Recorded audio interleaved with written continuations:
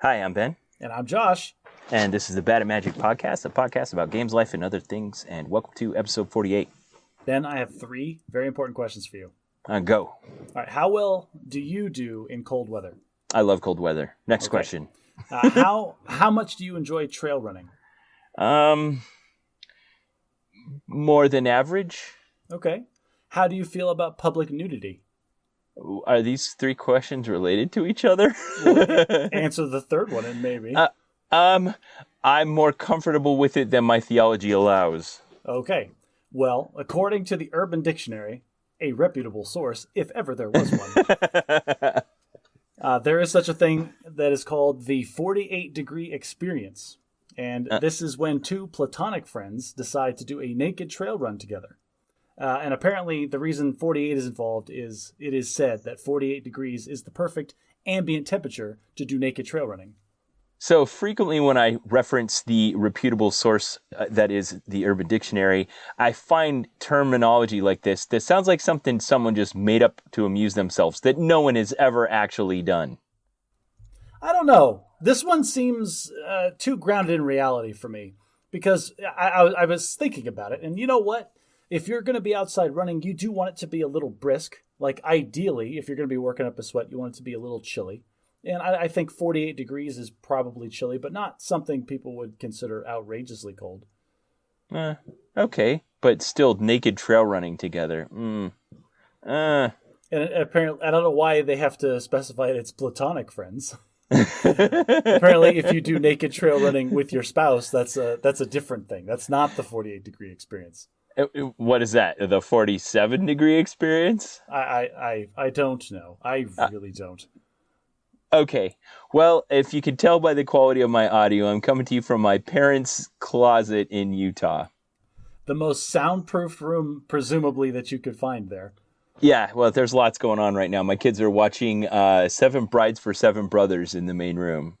Bless Old your school. beautiful hide. Yeah, wow, if that movie did not stand the presentism test, if you know what that is. I don't, but that's one of those old movies that just does not stand up. Like whenever I see it on, my wife loves those kinds of movies, and whenever I see any of them, I always think to myself, man, Hollywood really got it wrong on what we would find entertaining. Well, this is the one where the guys that live up in the past farming decide to go down to town and find wives, and there's 7 brothers. Adam, Benjamin, Caleb, Daniel, Ephraim, Frankincense, and Gideon. It's alphabetical order, A, B, C, D, E, F, G. And they go down. Did you say frankincense? One of their names there's no, because they all had to be Bible names, and there wasn't an F Bible name in the Bible, so they chose frankincense because that's what one of the gifts they brought Jesus. Well, I know what frankincense is from. That's just this ridiculous name. It's one of the jokes in the movie. Anyway, they go down to the town and they abduct 7 girls and bring them back home. And before the town can form a posse and go get their girls back, there's an avalanche that closes off the pass, and the girls have to spend the winter together with their abductors, and they fall in love. And once the pass is clear, they're all married and everyone lives happily ever after, which is probably relates really well to what we're going to talk about today. It's the fun, lighthearted view of Stockholm Syndrome. Yeah, exactly. That's horrifying. Yeah, that doesn't stand up at all.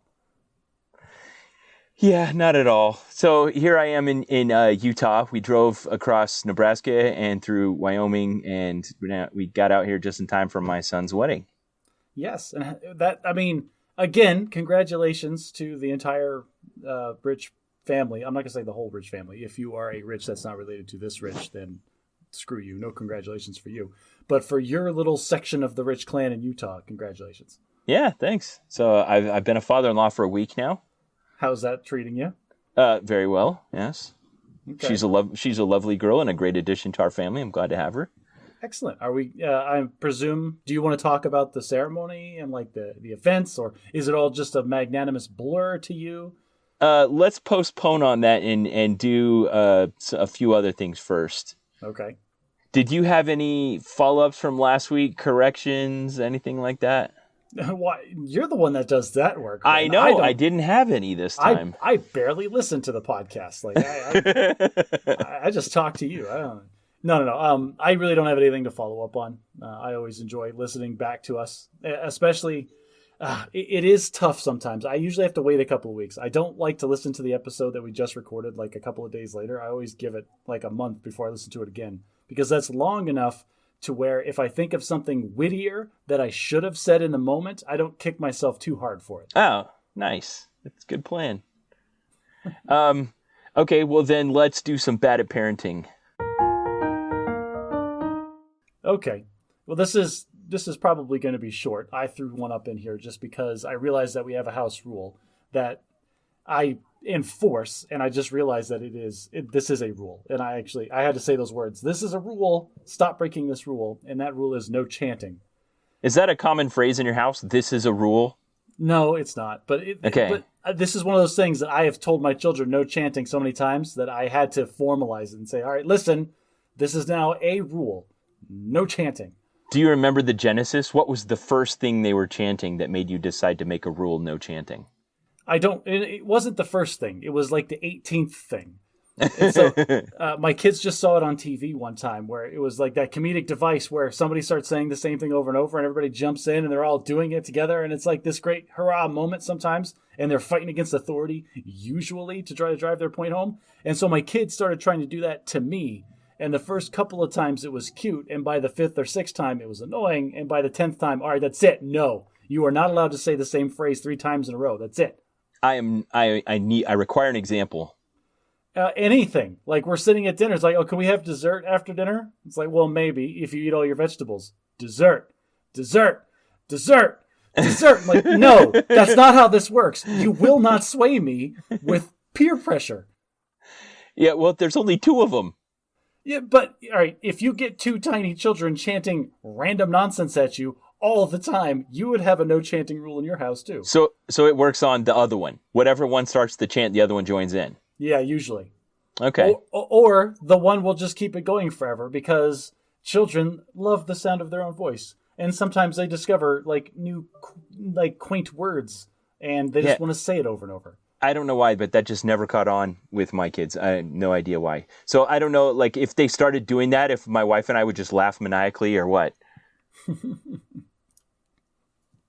Do you have any bad at parenting that you want to share while you've been on your glorious vacation? I have one I've mentioned on the podcast before, but it's been long enough I want to repeat it, and that is no pillows on the floor.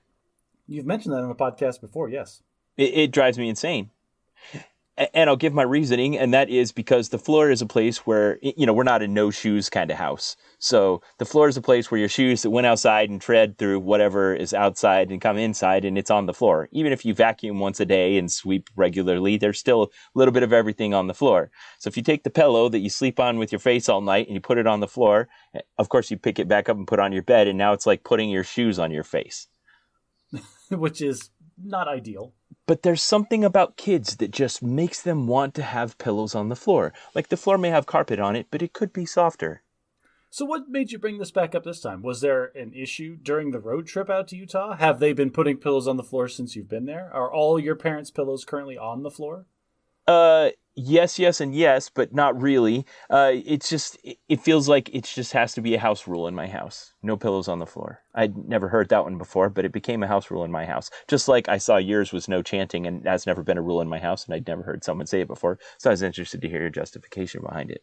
Fair enough. Now, I was kind of hoping, since you're currently vacationing with your parents for a long period of time, that we would get a bad at parenting from the other side, like that you were experiencing bad at parenting and you wanted to share that with us.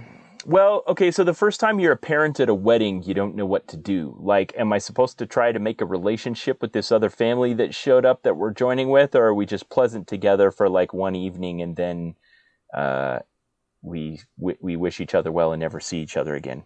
That is absolutely a function of how often you are likely to see them. Like if they live in the same town, then yes, you do need to make an effort to be friendly and have the small talk and get to know them a little bit on an interpersonal level. If they live on the other side of the country, as long as you remember their names, I think it's fine. So my mom lives in Utah and my wife's parents live in Chicago, and they're not traveling people. And if they do, they generally drive. But this one time, my wife and I were sitting there together and she goes, "Oh my gosh, look at this." I'm like, "What?" And she holds up her phone and it's a selfie of her mother and my mother. And they bumped into each other in Chicago O'Hare Airport on a transfer. Wow. That's incredibly random. I know. And we're like, what the heck? Our moms like bumped into each other in public and like, hey, I know you. Yeah, I know you. Let's sit down and talk. We both love our grandchildren. Yeah. That's hilarious because whenever I see people out in the world and I'm not expecting to see them, I do everything in my power avoid eye contact. To avoid them. Yes. It's like, oh, I know that guy. Dang it. I got to go down the different grocery aisle. Yeah. Well, but this is even more random than the grocery store. At least in the grocery store, you both live in the same town. Yes, that's true. But it would be, I don't know, I would feel worse. I would feel like it'd be like if I saw your parents on a transfer in an airport and I wasn't in Phoenix. And that's funny because you and my parents are both the kind of people that would flag the other person down. Yeah. And try to sit down and have a meal. All right. If you saw my parents in an airport, well, you've never met them yet, but you kind of met my mom tonight. That I met your mom's voice. She was in her pajamas, so she didn't want to go in front of the camera. She sounds like she has a very pleasant personality. She likes you. Yes. That's wrong. Okay, all of the rich family that has not met me personally. You don't need to disabuse my family of liking you, Josh. Don't like me. I'm not likable. I'm a cantankerous, bad person. Seriously, this is the reason we have the friction and the dynamic that makes this podcast even halfway worth This is not successful because the reason you and I are friends are the same reason they like you. All right. Well, one thing you know about my family is that when we get together, we love to play games. So I've sent you 2 or 3 selfies this week of me and just random gaming groups. This is why I tried to convince you to come out here for the wedding, because you could have got in on this action. Ben, if it was any other year, if this was 2022 and coronavirus was nice and on a low simmer to the point where we don't have to worry about it like we just worry about the flu all the time, then it's been surreal. It feels like it's gone. It feels like it's gone. Okay, well, I mean, I know what you mean. Everybody's acting like it is gone, and we're. But it isn't just that. I mean, at the beginning, when people were still unsure whether to follow the protections or stuff or not, I knew people that were getting it. Okay. Firsthand and secondhand, and people that were dying and stuff. I haven't heard. I don't know anyone for 2 months. Not a soul. That's wonderful, and we're probably taking it more seriously than is absolutely necessary. But we'd rather be safe than sorry. We've got the high risk people in our household or whatever. But you and I are both vaccinated, right? I am vaccinated, yes. And to any of our listeners, if you are not yet vaccinated, the Bad at Magic podcast highly endorses you to go out and get vaccinated against COVID-19. And the Bad at Magic podcast takes no legal responsibility for any bad things that happen to you because you get vaccinated. So there's the 2 bookends for that one. Are you trying to convince me to travel back in time and tell my past self to come out to Utah to play board games with your family for the weekend? No, I just wanted you to know what you're missing out on. So I want to talk about some of the games. I have to say that every selfie that you've sent me with you playing board games with a bunch of people has made me genuinely super jealous and mad that I wasn't there to participate. It would have been great. I have a handful of board games that I do share with my family that we play occasionally. We played occasionally before all this happened, and I have been chomping at the bit to get back to them. So this is like a recovering drug addict getting pictures of, dude, look at these massive lines I'm sorting. Look at this cocaine and this heroin. Man, that cocaine and heroin looks good. So what's first on your list? First on my list is Scythe. I want to sit down and I want to have an epic 4.5 hour game of Scythe with 5 other players. All right, I'm going up to Idaho next week. I gave my brother-in-law Scythe for Christmas, and I've never played it, so I'm totally playing it and sending you a selfie of it. Oh, that game is so great. Oh, that'll be awesome. God, so jealous. Okay. What other games have you played? Okay, the other on the list was a game called Jamaica. Have you ever played it? I've never played Jamaica, no. Okay, it has a really good pirate je ne sais quoi. What? That's not it. We love to do French badly on this podcast. Pirate... Mise-en-scène. Yes. Mise en scène. It feels very piratey when you play it. Yes. Cute little pirate drawings and stuff. So it's a big board game of a map of the island of Jamaica, and you can play up to 6 other players, and it's just a race around the outside of the island. And while you're racing around the outside of the island, you're gathering treasure and fighting the other pirates and plundering the colonies. And it was really fun. Yeah, because screw those colonies. What do they ever do for anybody? This is a piratey game, and it's, that lighthearted, Pirates of the Caribbean ride kind of thing, where it's the harmless version of pirates, not the grim reality of what's actually going on here. Yeah, let's not talk about the grim reality of pirates. That reminds me of this little internet comic I've seen. There was like some children's book, and it'd be like, "Be a good pirate and don't steal things from other people." And the caption to it is like, "I don't think the people that made this know what pirates are." Well, I'll put it in the show notes. Because we as parents know that pirates are super cool, but if your kids are below the age of understanding that murder is only okay sometimes, then you have to have like G-rated pirates. That's it. They're G-rated pirates. They have fake eye patches and hooks. Yeah, I wear this eye patch as a fashion accessory, not because I lost it in a horrible boarding accident. Or because I got something in my eye, and that's the best our ship's doctor can do is amputate. Or shrapnel from the cannonball going through the mast like took off this half of my head. So the other board game I played that I'd never played before this week was called Alhambra, which is a reference to the ancient wonder of the world in Spain. And this is like it's a building game. We are racing for points against the other players. So every turn you can choose between the actions where you can choose from a series of random cards that have currency colors and amounts on them. And then there's a selection of tiles that you can buy based on how much currency you've accumulated. And then over the course of the game, you accumulate points based on how much of your world wonder you've constructed, and there's lines of strategy you can play based on trying to hedge against certain buildings over the other players. It's a good interactive strategy game that's easy to pick up. It sounds very Settlers of Catan. Kinda. On Settlers of Catan, you're all on the same island and you're kind of bumping into each other. And in this one, it's like you're completely independent from the other players geographically, but you're competing against them for resources and building materials. So it's some kind of global economy in a pre-World Wonder era. Yeah, it doesn't. The flavor of it doesn't play out very well. You can't. It's like we're all building the exact same world wonder in alternate universes, but we're all competing for the same resources in one universe. Oh, it's Crisis of Infinite Earths in the Marvel universe. No. Like, you can't drill down into the flavor of games like this because then they just don't make any sense. Nah, it falls apart. Anyway, good.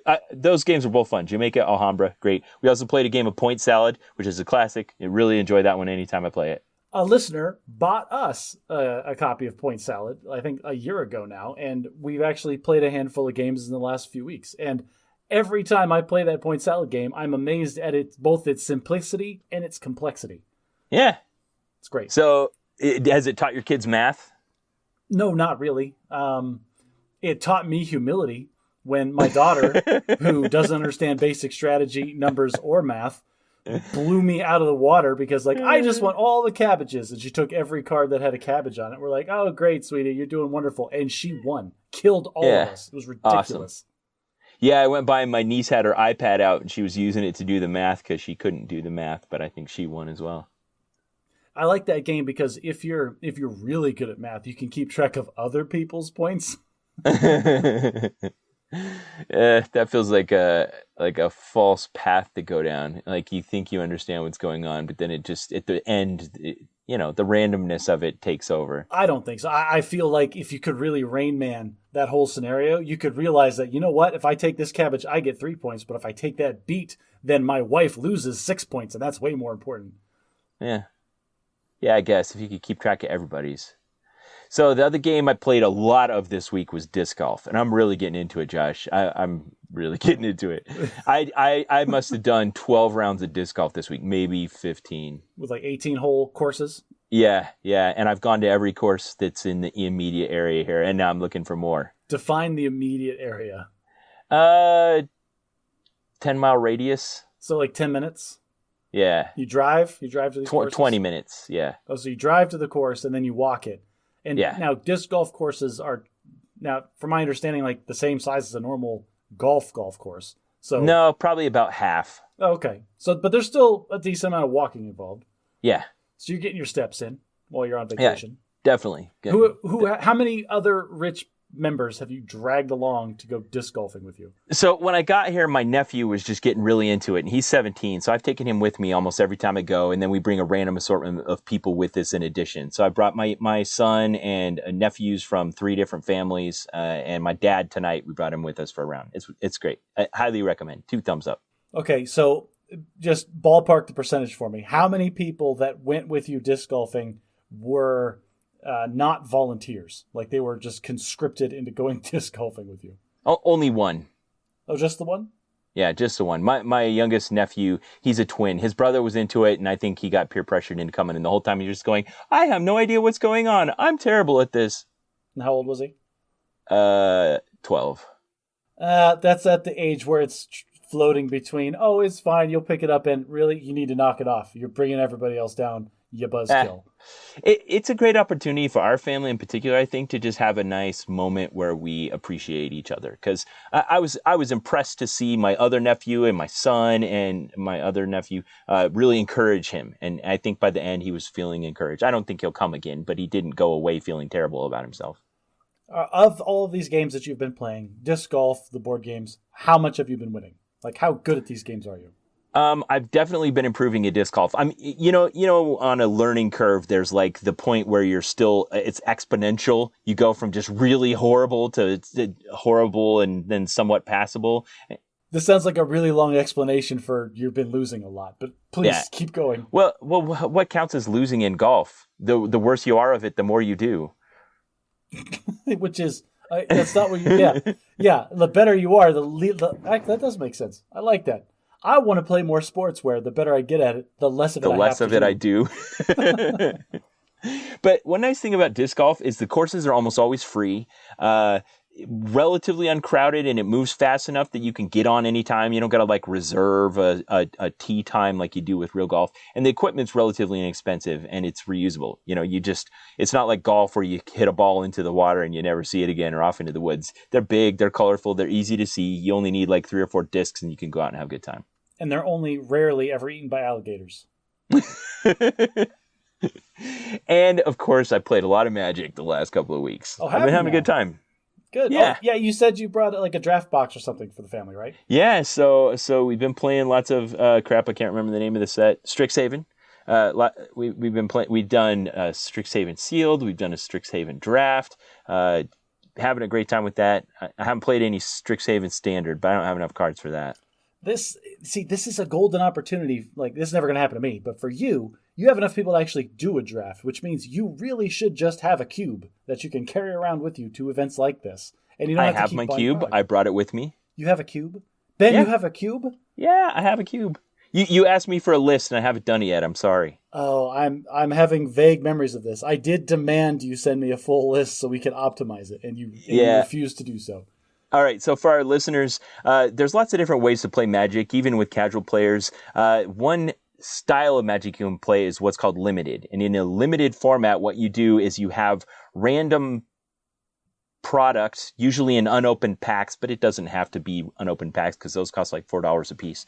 In unopened packs, you open it up and you construct a deck on the spot, and then you have a duel against some other players and do a mini tournament.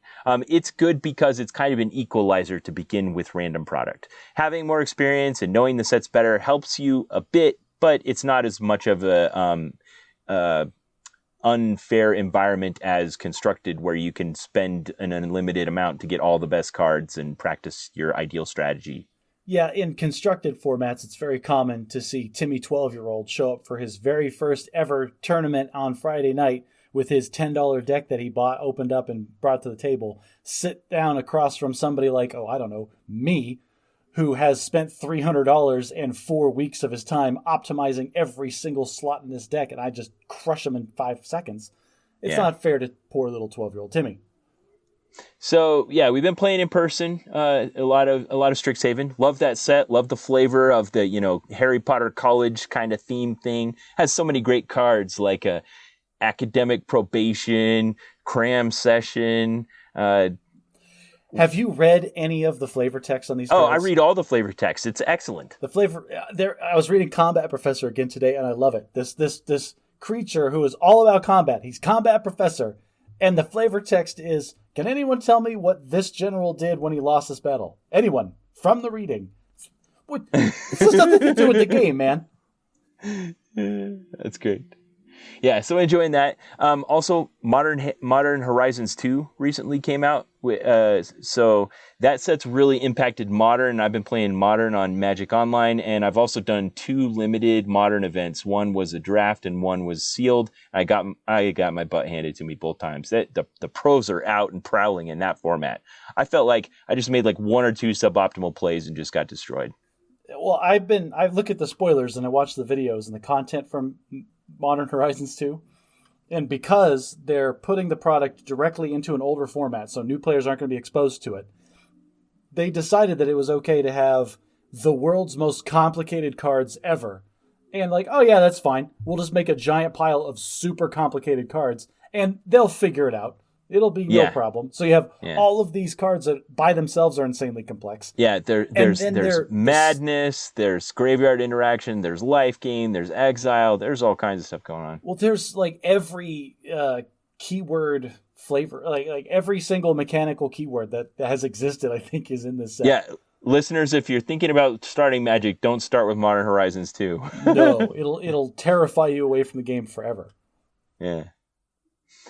Yeah, that's funny because I was playing with my brother-in-law who we were playing Magic, and he'd gone away for a week, and he'd come back later and he says, hey, can I get that sealed deck out again and try to build another deck? And I'm like, sure, that sounds great. So I got my old one out and just dusted it off. I didn't make any changes to it, but he completely built another one with his where he changed 2 colors in it. And he really seemed to be enjoying himself. And he says, this game's really complicated, but it's also not that complicated. It's really simple at its heart. You build up resources in a linear way, and then you're trying to get your opponent to 0 life, and I kind of get what's going on. And he plays a lot of games, so if you're building up resources linearly, then you're not doing it right. Well, he beat me, so well, good on him. But this is not the Good at Magic podcast, so yeah, and thus our podcast. All right, we need to do Bad at Logic. We did a bias last week, so we're due for a logical fallacy this week. So the card I picked from our cute little deck from the yourlogicalfallacyis.com website is Begging the Question. Begging the question is a circular argument in which the conclusion is included in the premise. Now, this one's hard to spot because it's usually kind of long and drawn out. I wrote here, this logically incoherent argument often arises in situations where people have an assumption that is very ingrained and therefore taken in their minds as a given. Circular reasoning is bad mostly because it's not very good, which is an example of it. Yeah, yeah, it just talks about itself and just is baked in. I can't, it's difficult for me to come up with, like you said, examples on the spot. It's just something you have to be aware of, where if you can be presented information or you can be presented with an argument or a question or anything that is phrased in such a way that it builds in the assumptions and like they're guiding you to the conclusion and it's all built into the statement. So even trying to respond to it seems like a trap because it's all in there. Like everything that we were going to say about this argument is in this question already. Yeah, so the example I came up with that I wanted to give, I tried to shorten it so that there isn't too much distance between the two halves of it. But freedom of speech is good because you can speak freely. There's no additional information given. It's just circular logic.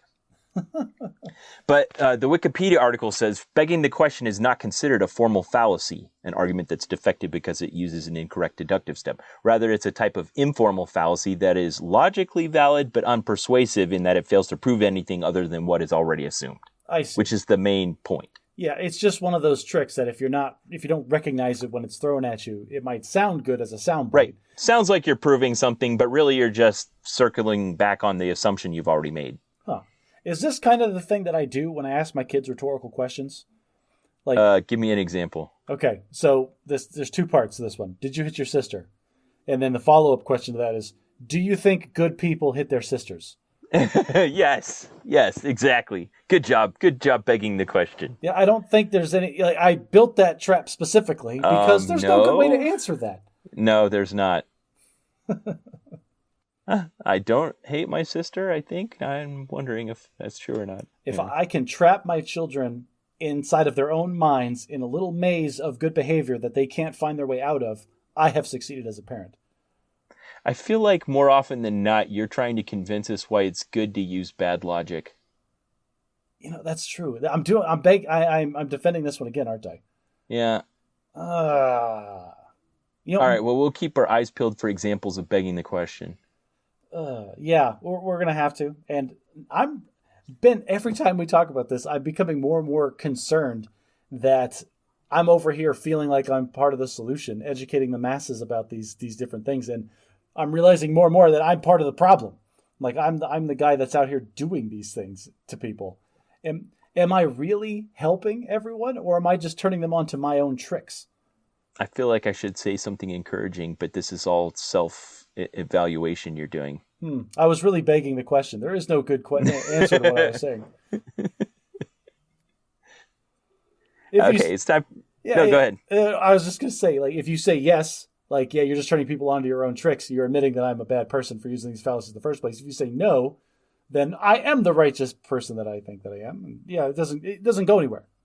Yeah, that's a different one. I can't think of. It might actually be one of these cards we haven't gotten to yet. But you can ask someone a question that has no right answer. Like, okay. Do you beat your wife often? You changed a couple of those words, and that's not a question we should be asking. But because if you say yes or you say no, there's a lie built into the question. Yeah, no, I don't beat her often. I mean, not that often. I think just answer the question, Ben. No, not often at all.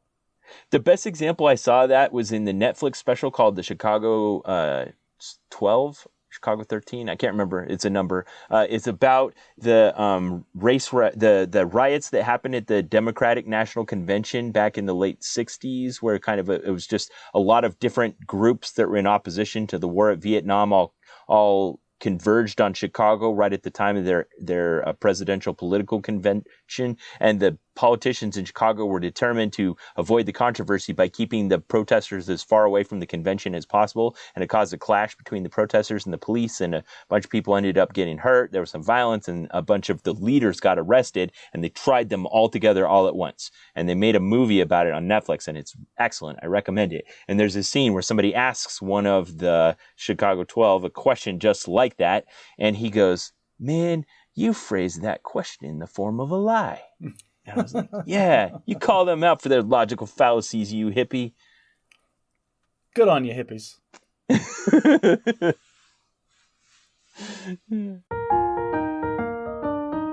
All right, let's be bad at English. I feel like I'm always bad at English. You're specifically referring to bad at British English. British English. This is one I heard my friends say sometimes. It'd be one of those where, like, you could have a conversation with a British person, and aside from the pace and the accent, it might have fit in America, but then they'll say something like, "Well, that was bang on," and I'd be like, "Bang on, what's that?" So I'd get out my book and write it down. In the U.S., we might say "on the money." It means spot on, right on. Yeah, I was going to say, from context, I mean, there's not really anything else that could be. Yeah, but then there's this weird thing that happens where then that joins the lexicon. I looked at it. It started coming in about 1943. The British started using that phrase that we would say spot on. They say bang on. That was bang on with absolute accuracy. But then about 3 decades later, it gathered another meaning that isn't the same. And the verb meaning of bang on is to talk too much. You're like, well, if you don't stop him, he's going to bang on all day. I love when you slip into your British accent. It's perfect. Yeah, it doesn't have anything to do with absolute accuracy. Now it's about like your mouth going open and closed, and somehow you're just supposed to be able to figure out bang on either means spot on or talk too much.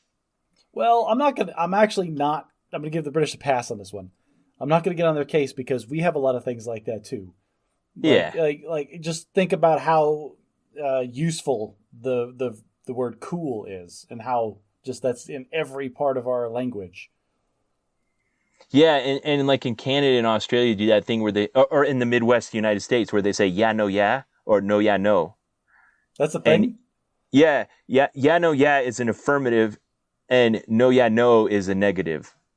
I feel like that's extra words for no reason. But if it starts and ends with whatever it starts and ends with, that's the affirmative or the negative.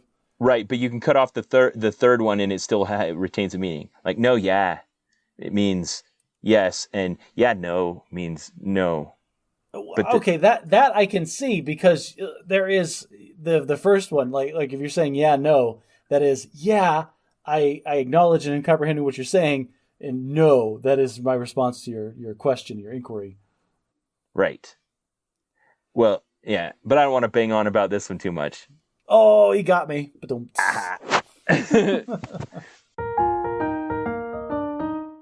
Okay, so I hit the pause button on telling you about my son's wedding. I don't know. Do you just want me to just kind of give you the rundown of what all happened?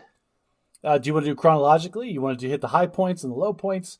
You're the storyteller here. Weave me a tapestry. Ben, paint me a picture with my imagination brush of this glorious day that was your oldest child's wedding. Okay, so there's something to consider here, and that is, everyone has to decide. You grow up being exposed to the traditions of a marriage in the United States of America. And there's some of them that are almost universal. The bringing everyone to a chapel and a flower girl and bridesmaids and groomsmen and all those kinds of things. That you just expect something that exactly or something like it will happen, and that's what constitutes a wedding. Okay, you're talking about the actual ceremony now. Yeah. Okay, yeah. Because that's when I think about American weddings, the last thing I think about is the ceremony. Okay, what do you think of first? Okay, so I love weddings because weddings are prom for adults. It's the only time you ever get really like gussied up in like suits and ties and flowy gowns and dresses.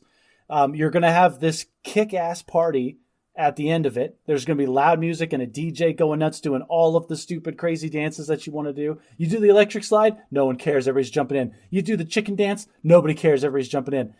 There's gonna be, at least for non-LDS weddings, there's going to be alcohol flowing like water. And everybody's going home and getting some that night. Everybody. Yeah, I guess so. So those aren't the conventions that I think of, because I grew up a Latter-day Saint. And we very much hold and esteem marriage to be like the crowning beginning of having grown up. Like, you've lived your life as a child, and now you're starting your life as a grown-up. You're getting married. You should put that off for as long as possible, listeners. So if you want to be Peter Pan, you can just be an old maid. Or an old bachelor. Have all the fun. Have all the money. Ben, just so much money. Well, here was the problem. Usually, traditionally, when you're going to have a wedding, it's a young couple getting married. And, unless they're, I guess, older professionals, they'll probably try to do it near the bride's family, right? Am I misreading the tradition there? Because traditionally, the bride's family helps pay for it, and it's going to be near her house, and everyone's traveling to where the bride is to do the wedding. So I think that's traditional, but we're probably moving away from that. I have no stats on this. I'm pulling this from the air, but I feel like in today's day and age, it's on the couple to fund their own wedding, I presume. I imagine that the parents could kick in, but I think the main responsibility is on the people getting married. Yeah, and that's pretty much how it was. But Alicia and I also had this moment where we're like, well, we have 6 kids here, and we want to give them a little bit of money to help them get started right and have a nice party to celebrate their new beginning. But whatever we do for the first one is going to set a precedent for the second one, and we hadn't thought this through yet. So they got a Costco gift card for like a couple $100? Well, I don't want to disclose the actual amount on the podcast, but we talked to them about what their plan was, found out how much they intended to spend. Then since we were doing this over video conference, we hit a timeout and had a talk together about what we... You went behind closed doors to have a discussion. Were there lawyers present? I feel like there should have been like a notary public involved. Yeah, and then we went back on with them. We're like, all right, here's what we're willing to do. And they wrote a number on a piece of paper and slid it across the table to you. And you looked at it and you crossed it out and wrote something else and slid it back. Well, no, I don't want to say it like that at all, because while we forced this discussion, they didn't initiate this discussion. They were planning to fund it fully independently themselves. So we were inserting ourselves into the equation to say, hey, we want to help. Because it would be nice if your wedding had chairs. right? If there was a roof. Yeah. So we gave them a little bit of money, and they were very grateful. And so the thing that felt bad, though, is because they were doing so much leading right up to it, there was just a lot of planning and preparation and stuff that we weren't able to be present for because we were coming from so far away, and there were some other considerations, like the fact that we were packing up all of our belongings at our house in Illinois to move to Louisiana. So we got there 2 days before, and there wasn't time, but luckily they were very low key as far as like bridesmaids dresses, and they weren't requiring like everyone to rent tuxedos and those kinds of things. But it had a few of the traditional like colors and themes and stuff. They rented this old warehouse that looked like it was from the turn of the 20th century that had been converted into like a convention space. So it had like concrete floors that were shellac, so it was like really shiny and easy to clean, and like these industrial tables and wooden chairs, and then just like a kitchen and a barn and like a shop garage door, and then like strung up bare light bulb lighting in the place. That's cool. It was a nice aesthetic. I'll post a photo or two. And then what they did is, so in our church, it's traditional to do a wedding for a couple in the temple where we are sealed for time and all eternity, but it's not open to the general public. And so out of consideration for her family members that had traveled from Mississippi, we decided to have a civil ceremony conducted by a Mormon bishop with everyone present. And then the next day they went to the temple and were sealed forever. Right. And that's, so we're kind of blending into our main topic now, because I'm going to ask, I'm planning on doing a deep dive into the whole LDS marriage thing later on in the show. So let's save some of the So let me finish the story. Let's stay out of the tenets of marriage and talk about the wedding. Okay, so this was my real feeling of like COVID is finally over.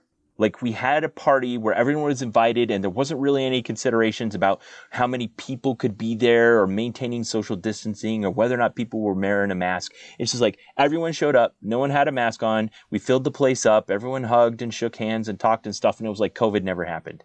Yeah. Okay. Well, let's put a pin in that until we get the 2-week, quarantine period for this whole event. Okay. Over. This could have been, as far as I know, this wasn't a super spreader event. That we know of right now, knock on wood. Boy. So, it was probably equal amounts. There was an interesting thing because my son and his wife met while they were both missionaries serving in California. There was this weird thing that happened where there was an equal part of the groom's family and the bride's family present, and then there was a third equal part of missionaries from their mission present that were all finished with their missions, because a lot of missionaries go on their missions from Utah, and since they were in the local area, were here attending Brigham Young University, they all came, and their president, he was retired from that mission, so he came, and it was like a mission reunion. There must have been 40 missionaries there, and it just looked like a youth dance of 21 to 25-year-old kids. 21 to 25-year-old looking at these kids. two. All looking jealously at these two and going, I want to get married like them. That's not what they were thinking. Yes, it was. That is not what they were thinking. They were thinking of the other thing. I want to do the thing like they're going to get to do, but we won't go into that. So they took a nice photo with their mission president, and there was a dance, and it was like you said. I don't think we did the chicken dance, but it was fun. They had a little bit of food and a nice reception, and the ceremony was nice, and it was everything I remember my own wedding being that's different than the way yours was, and that is it was just a time to celebrate this commitment and transition to a new part of life, and the joy of two people falling in love and preparing to start a new life together. And then all of the love and togetherness that comes to gathering together with all your family to celebrate such an important thing. Aw, that sounds so fun. I cannot imagine a ceremony or a party to that level without alcohol being involved. I really can't. Just imagine it without alcohol. I'm imagining it without alcohol, and it like winds down, and everybody kind of goes home at like 8:30. Yeah. Actually, I think that's exactly what happened. Oh, but that reminds me of one detail I need to throw in. So at 8:30, when we were cleaning up the venue to turn it back over, we'd kicked the bride and the groom out, and they jumped in the car and took off. And we were there cleaning up the place. And because we're the families we are, some of my younger siblings have younger children, and the details are a bit murky. But what happened at some point is that one little child may have dared another little child to pull the fire alarm. Now, is this all right? So is this one of those like school fire alarms where it's just loud noise and flashing lights, or is this the one that kicks on all of the sprayers and like the HVAC system goes or whatever? I don't think there is such a thing as a pull handle that makes the sprayers come. I think in like high tech places they've got those. Those are usually automatically actuated by things that can't be simulated. Okay, well that's a bummer because it would have been way cooler if the whole place got flooded So out. loud noise and flashing lights, and the fire truck showed up. But a 3-year-old little boy got to see how serious it can be when you take a dare from a 11-year-old. Oh, did the firemen stick around and make him feel better by like letting him sit up in the truck and things?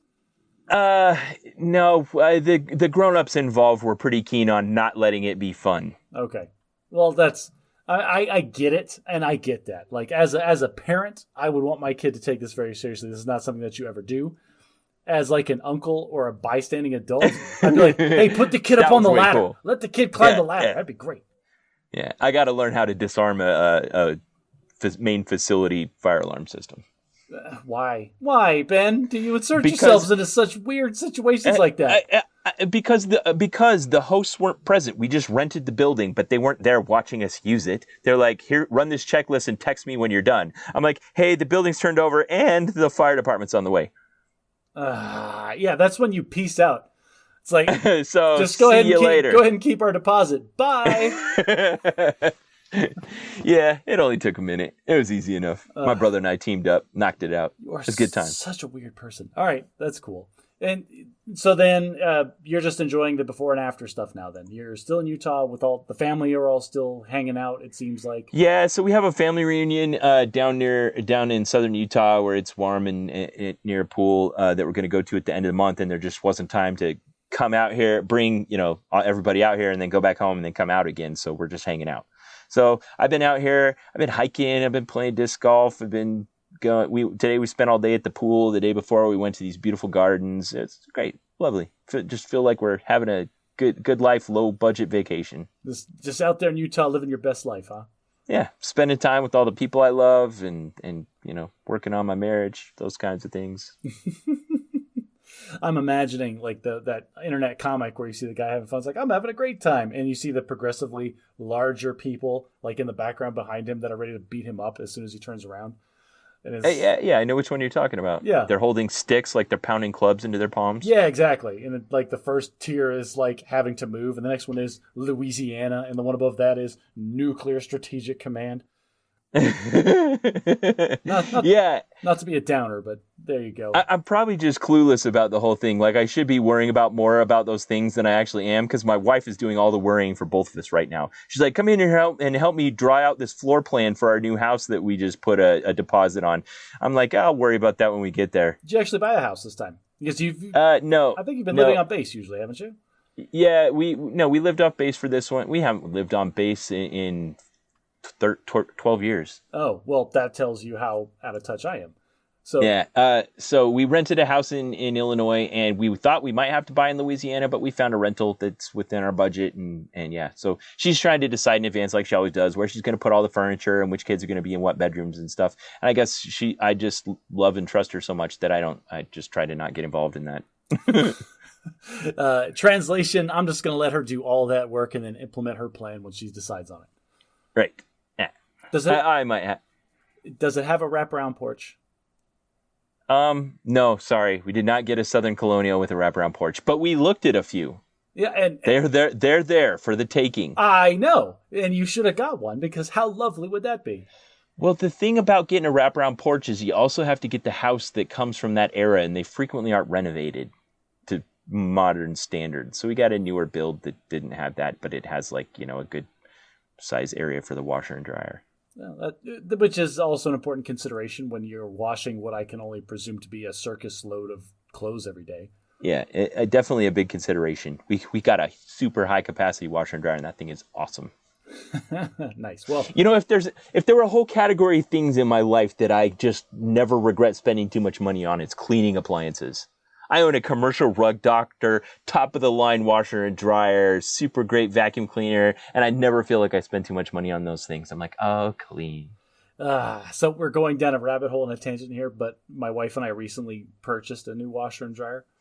Uh-huh. because the old one was. You remember, I talked about it a few episodes ago where I loved the thing because it was just quirky and I knew how to strip it down and fix it and things. But it was just to the point where if you looked at it wrong, then it would error out and not wash your clothes. So we bit the bullet and had to buy new super high capacity washers and dryers, and so far it's been fantastic.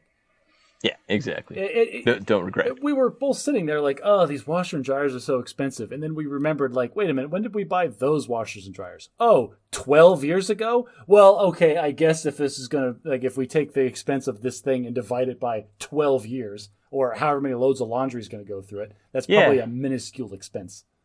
Yeah, I don't know why we're so bad at doing that economic cost comparison analysis on things. Like, you really want to wonder, should I spend an extra $100 on a mattress that I'm going to sleep on for a third of my life for the next 10 years? So we have... Is that $100 really that important? You keep hitting up these things that happen in our life. Did I talk about our mattress situation? Yes, you did. Okay, yeah. So we still have the split separate mattresses. Mine is still as hard as a rock, and I still love it. It's only slightly more cushy than the floor, and that's perfect. Yeah, so the guest bed that we're staying in is one of those adjustable air beds that has two bladders for each side of the bed, and we didn't know it. We just came and laid down on it, and my mom knocks on it. She's like, "Hey, here's the remote for the mattress, so you can adjust it." And she hands it to me, and my wife didn't catch the mischievous look in my eye, and I grab it and immediately deflate her side to 0. And she's sitting next to me, going, "Hey, stop! That's enough! That's enough! Stop! Stop!" And she just sank into the bed. That's funny. Good times. That's what happens when you hand the husband the remote control to the mattress. Yeah, exactly. All right. So let's transition to our main segment then. Okay. So, which we kind of already did, but this makes segment, since we were on the topic of LDS weddings and marriages, since this one just happened, congratulations again. And if the newlyweds are listening, stop listening and get back to business. Like, I don't know what you're taking time out of your day for me for. They're on their honeymoon right now. Yeah, exactly. If you're listening to this and you're still on your honeymoon, you are wrong. You are doing it wrong. Okay. So, first of all, listeners, you may not realize this. Ben is a practicing member of the LDS, Latter-day Saints, the Mormon Church. I don't know how you could have missed that, but if you're all the way into this episode, you didn't know that. Now you know that. I am not. I am a non-practicing nothing. I've never heard you call it that. Well, I don't know I'm tiptoeing around this thing because I know a lot of our listeners probably do have their own beliefs, and people get really... But no one gets offended if you say, I am a principled atheist. Well, and I'm adjusting that view as I get older and wiser and think about more things and try to be more That's not inclusive. offensive. Well, so I don't really know. I'm not religious in any formal sense. So there's no like practicing thing that I am a part of. Whatever my beliefs are, they're kind of fluid and they change based on crap that I read and things that I listen to and hear. It's funny though how your utilitarian, well-earned non-belief in God lands us in the same place a lot of the same times. Whether I'm coming from a deontological point of view and you're coming from a utilitarian point of view, we still arrive at the same conclusion. Well, that's because it's a good idea to wear a mask. We're both brought up in a predominantly Christian society. So regardless of the fact that I'm not Christian, I have predominantly Christian values. That's just how that works. Geographic disposition at birth, I have no control over that. Along with the idea that we had in the Memetics book, the Virus of the Mind, talking about how a lot of the most successful religions were the memes that fit into and coincided and reinforced good civilization in the first place. So I was kind of making a different point, though. That is that even though it might have a deontological background to it, like we do this because God said so, if you actually evaluate the utility of it, it's still a good thing to do. Oh, so what you're saying is that it's surprising I'm still a good person even though I'm heathen scum. You nailed it. Nice. You were bang on. Stop it. You're freaking British. Nonsense. All right, so anyway, there's since we're on the topic, your son just got married. You're LDS, I'm not LDS. Marriages are, like you said, in America, there's the certain things that are expected as far as like the civil ceremony goes. But all the religious portions of the ceremonies can be different. Is it I think it's the Catholics that kneel at one point during the ceremony, and it's common for like the groomsmen to write funny things on the bottom of the groom's shoes. Have you ever seen those? No, I've never seen that. I'm looking that up though. Oh yeah. So they kneel with their back to the congregation, and so then they can see the stuff on the bottom of their shoes. Yes, and it's Okay. traditional for like the groom's shoes to say something like "Save me" or something like that. Okay. I'll look that up. That's good. But then I think it's what is it? Jewish faith when they get married, they crush glass wrapped in like a they talisman. wrap it in cloth and then stomp on it and say Mazel Tov. Mazel Tov. That's the best part. Everybody gets to yell Mazel Tov. The chair dance where they get lifted around the room. I think that needs to be a more ubiquitous part of wedding ceremonies, I think. Yeah, there's lots of silly traditions. Tossing the flowers, carrying across the threshold, the veil, the flower petals. So weddings, the ceremonies themselves, they're what happens. Beginning, middle, and end might be some variation, but the end state is the same. But the religious portion of it is going to be different for everybody. And so I think we should have a conversation about this in two different aspects. I want to talk about two different things about marriage, okay? Okay. And the first one is, like, you've already talked about your son's wedding that just happened. So we should talk about your wedding, like how that all played out, since you have a more firsthand experience with it. Okay. I'm interested in the story of your wedding, as I know one little tidbit at the beginning that I think is frankly hilarious, and I want you to retell that in more detail. And then the second part is I want to do a little bit more, like I did some research and some reading, and I have a couple of questions for the specific beliefs that your faith has when it comes to marriage. Okay. And before we even start this, I've got to do the big caveat where I'm not intending to offend anyone with this. I'm not intending to put you personally on blast for any of this. If I say things that sound mean, I don't mean it that way. This is all coming from a place of genuine curiosity, so people don't at me. I'm trying to be nice. I think that comes across. Okay, so 22 years ago this month, I was in my terminal assignment as a full-time missionary. And I was nearing the end of mine where they're doing the same thing they do in military basic training. They're like, okay, we've been having you do this really tight regimented execution thing, and now we're going to send you back into the world, and we don't want you to be wound up so tight that you're going to be weird when you get out of here. Oh, so they issued you a girlfriend for a while? No. Okay. But you got that speech in basic training, didn't you? We definitely did at OTS. They're like, now don't go out and like brace up against the walls every time someone that outranks you pass by. No, Ben. I went to the Air Force Academy. They expected me to do that for 4 straight years and never turn it off. Well, they didn't give you a decompression speech? No, good Lord, no. They didn't tell us anything. Okay. Well, as a missionary, you're not supposed to date and you're not supposed to get distracted by thinking about girls and stuff, but you spent 2 years teaching people that the ultimate expression and fulfillment of God's plan is to be united with someone of the opposite gender and start a family together and procreate and multiply and replenish the earth. Okay. So get out there and get them, Tiger, and they slap you on the bottom and kick you out the door. They give you a pep talk. When you get done, your mission president calls you in. He's like, okay, you're going to get released as a missionary. You're not going to go home and be a missionary anymore. Now you got to go carry on God's plan. Go get them, boys. Hoorah. Yeah. So that's the mindset you're in. You've just spent 2 years telling everybody how it's done, but not being able to do it yourself. And now, game on. Oh, and the only thing stopping you from getting down and doing the horizontal boogie is you got to find somebody. Yes. Well, okay. Preferably willing of the opposite gender.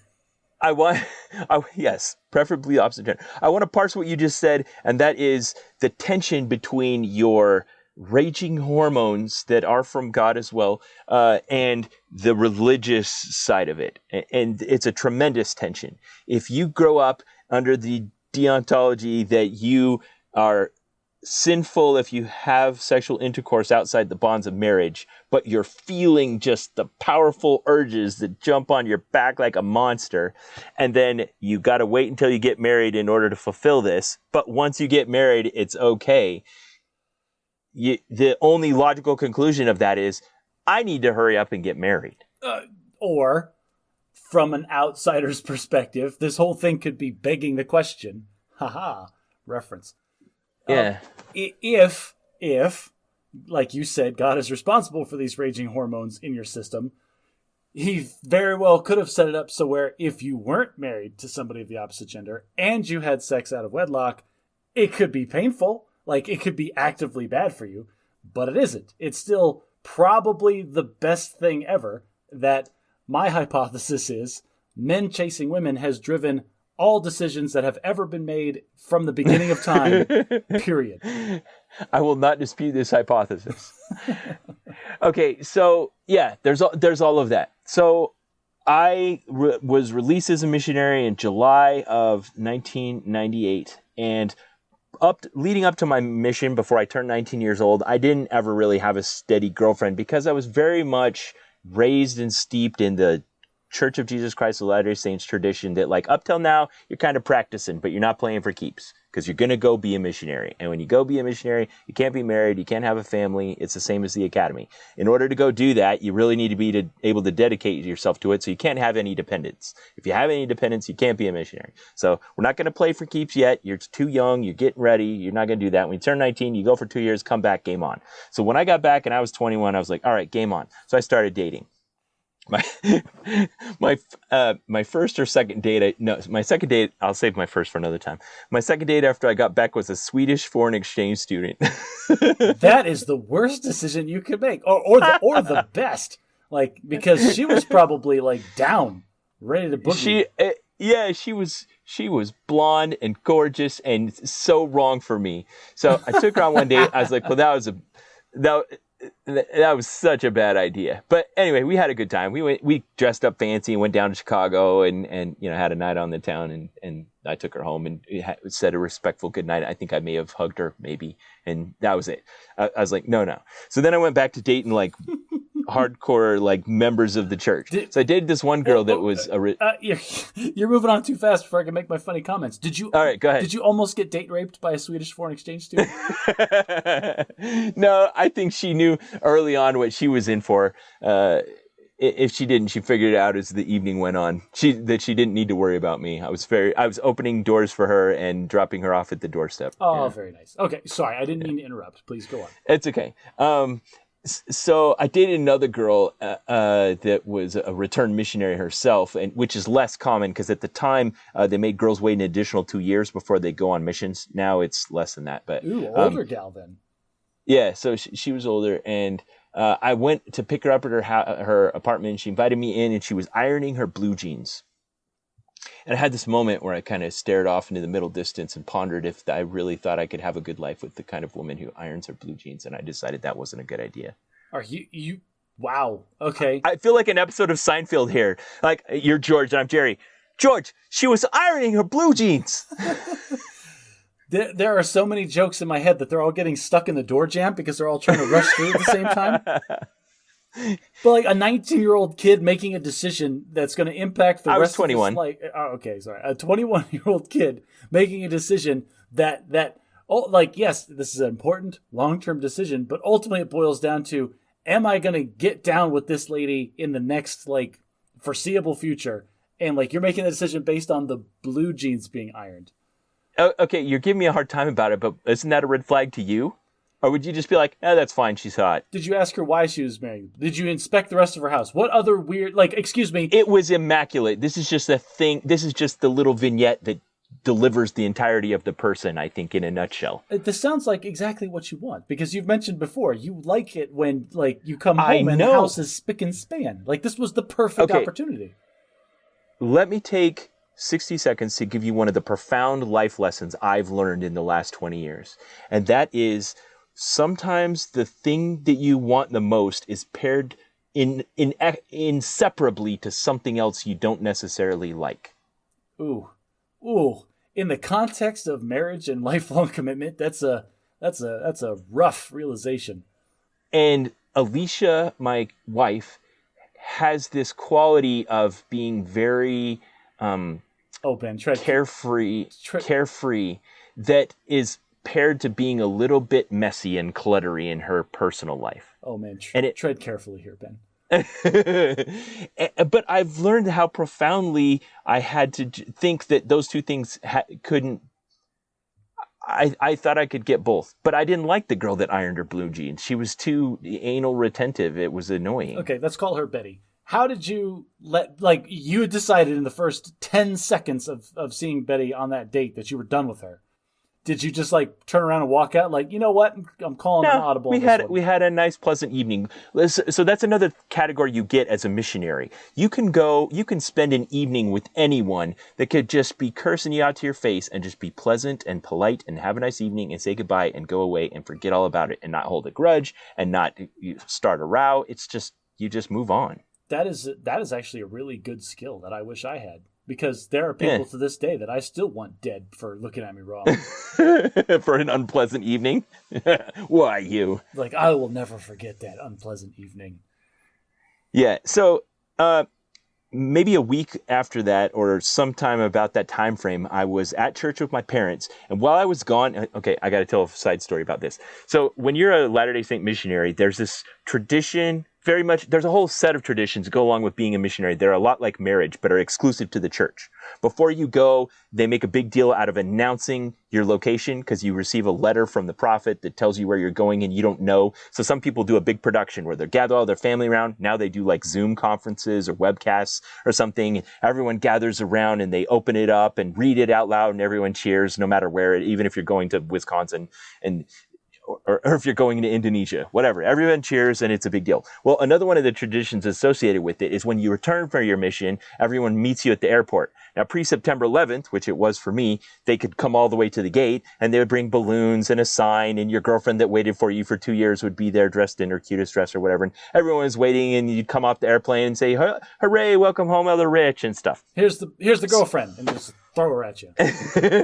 So that's high on the list, but it's not the only thing. They missed you and you've got 2 years of movies to catch up on and stuff.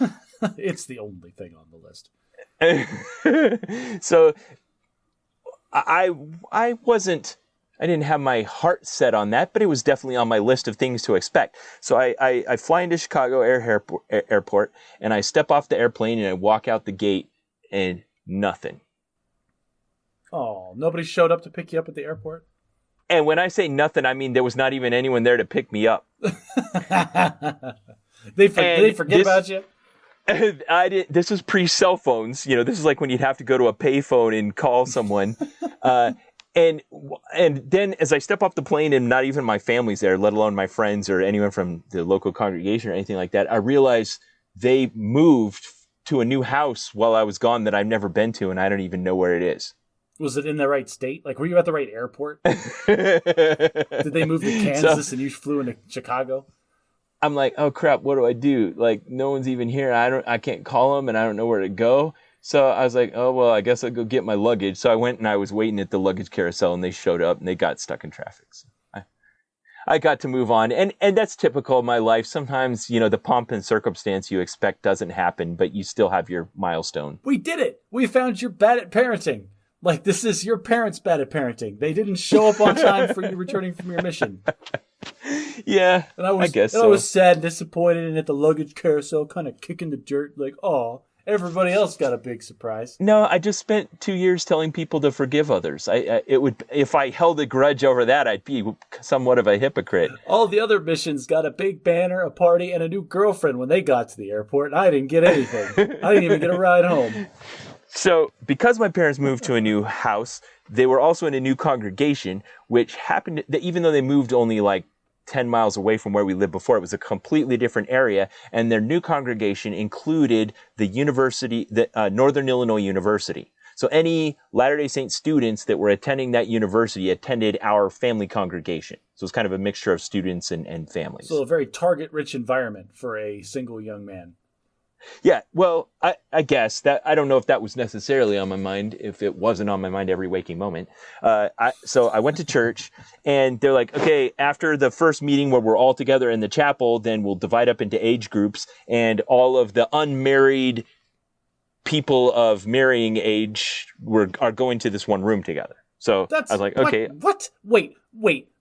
They did like a cattle roundup where it's like, all right, all you folks that aren't married that need to be married, and it's ridiculous that you aren't. We're going to put you in that room, and you don't come out of there until you have a fiancé.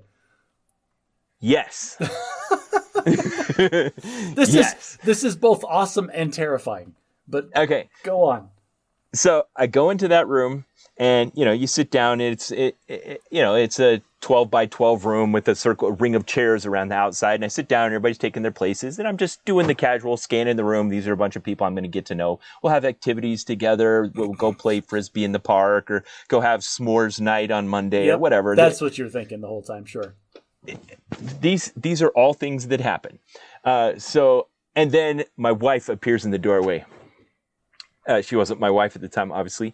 Alicia appears in the doorway, and it was the thing. It was the ray of light and the choir of angels singing and stuff. I saw her. I'm like, holy crap, that girl is beautiful. And there's only one chair left in this room, and it's right next to me. Was she the first girl to walk into the room? No, she was the last. Oh, okay. Which I should have taken as an omen. A lot of ways we can take that. But okay. So by serendipitously, Alicia shows up last. You're already attracted to her, and she has to sit down next to you. Now, this is like my... one of the things the church also does is we're a lay ministry, and they feel that the best way to keep people engaged is to give them additional duties, as we call them in the military. So I've been assigned... Yes, unpaid jobs. So I've been assigned the additional duty of being a young single adult coordinator, which meant that I was supposed to help plan the activities and keep people notified of what's going on and those kinds of things. So she came in and sat down next to me, and it was my responsibility as the young single adult coordinator to get her number. Oh, it was required. Excuse me, ma'am. I'm sorry. Part of my job. What's your name? And what's your telephone? Oh, look at this. You're on my list, and we're paired off. Look, the next 3 weeks, we've got stuff every day together. Man, what are the odds? So she came in and sat next to me. I immediately got her number and her name, and I couldn't stop thinking about it. I couldn't stop looking at her. I couldn't stop thinking about her. And I immediately commenced stalking her.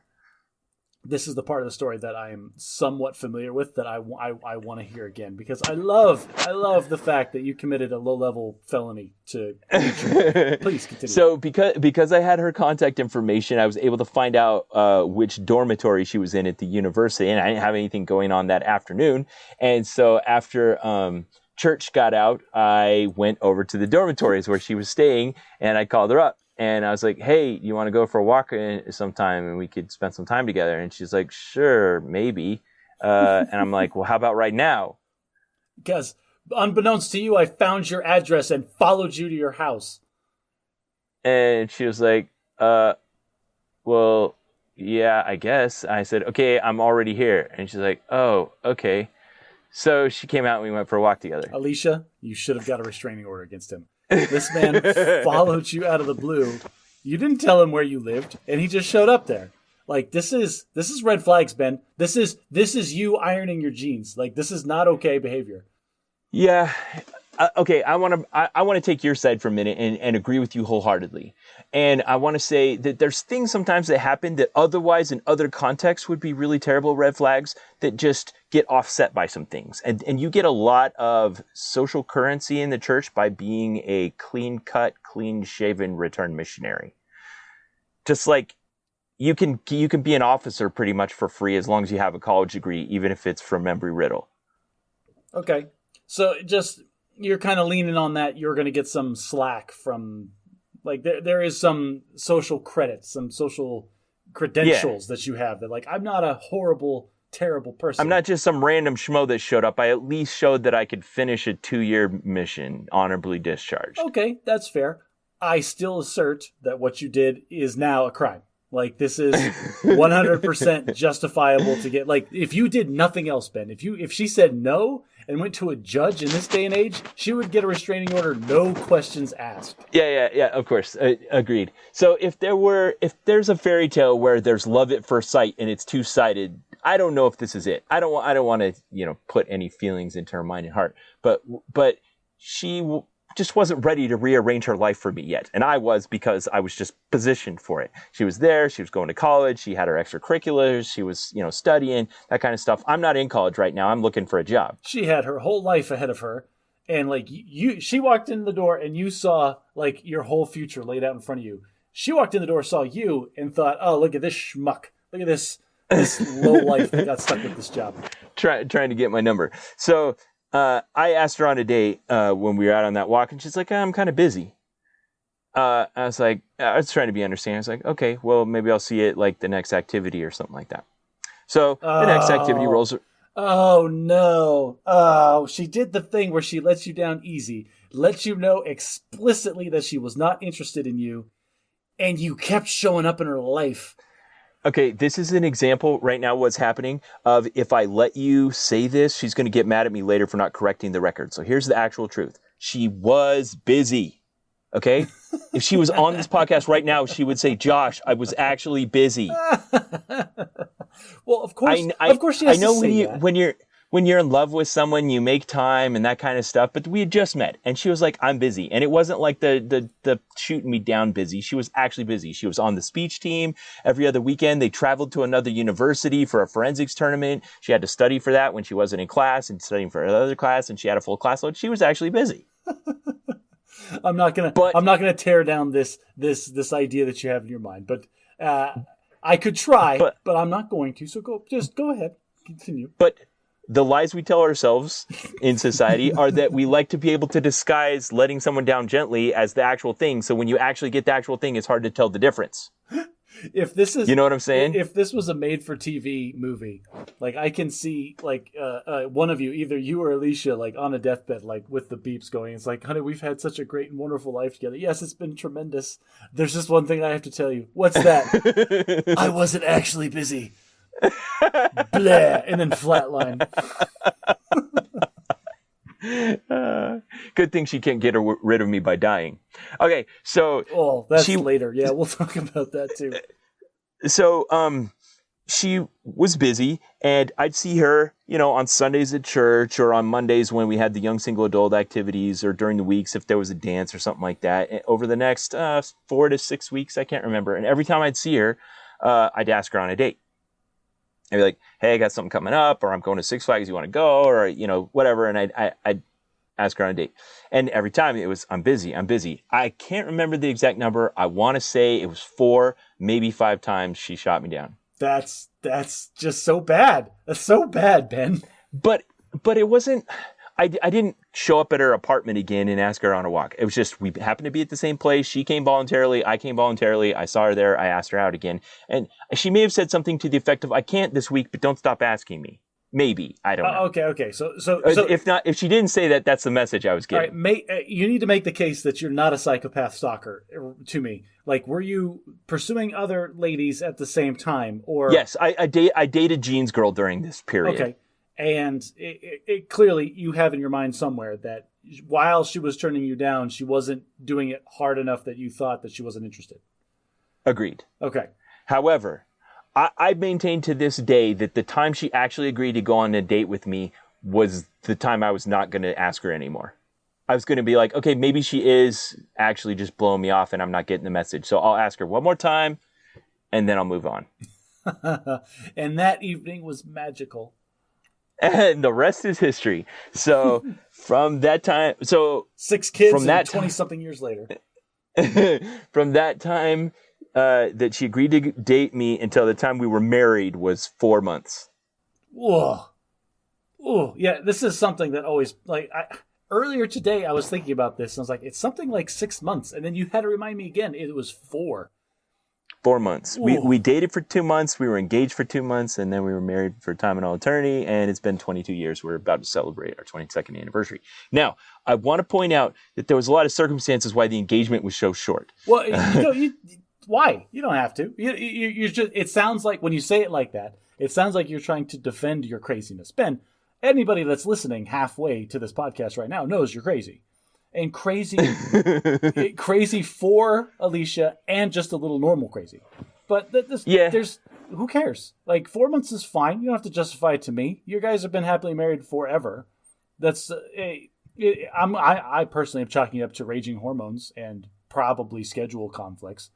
Yes, yes, both. Exactly. Yeah, that was a very good simplification. Schedule conflicts and raging hormones. All right, so either we get married in 4 months, or either we get married in 2 months, or we wait for 18. Right. Yeah. So then, I don't know. Because you then just different strokes for different folks, I guess. Yeah. All that. So if we decided to rush it instead of taking the long track and mostly motivated by raging hormones. Yeah, that was an excellent story of personal experience, and it leads me into a bunch of questions in the nitty gritty about the underlying mechanics of the whole thing. Do you mind if we transition to that? Do it. All right, you have my authority to launch into tangents and anecdotes about your own personal experiences with your wife throughout this discourse. Okay. So, like I said, I did some reading in LDS, and again, this was one of those things where I think I got halfway into it, and I'm like, he tricked me into researching LDS doctrine again. Like, you keep doing this to me. It's like, oh, I'm a non-practicing nothing, but boy, howdy, I can tell you a lot about the LDS faith. No, so the first one, this was new to me, and like you mentioned it a couple of times, is the civil versus the celestial marriage. Okay. And so good terminology, yes. Okay, and so let me clarify what that is first.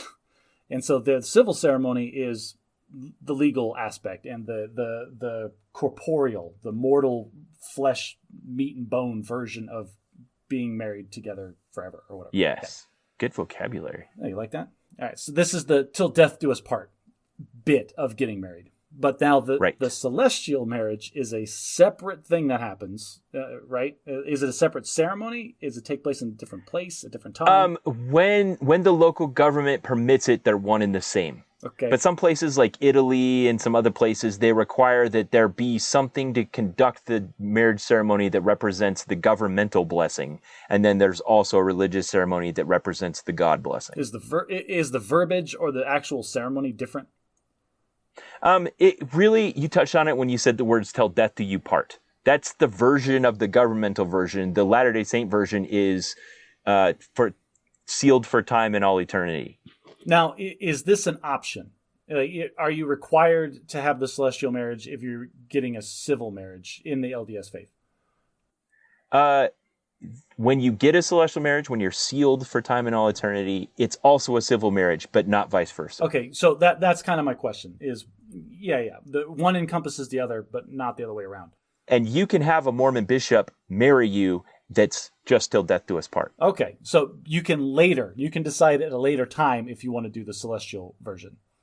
Yes. Okay, so but is this? But it's very much culturally frowned upon. It's be like, hey, we think we like each other, we're going to get married, but we're not so sure if we want to get married forever. It's supposed to be like, if you're serious enough to get married, you want to do it forever. The way I read this, and I'm glad you brought up that thing, because this feels like a reverse prenuptial agreement.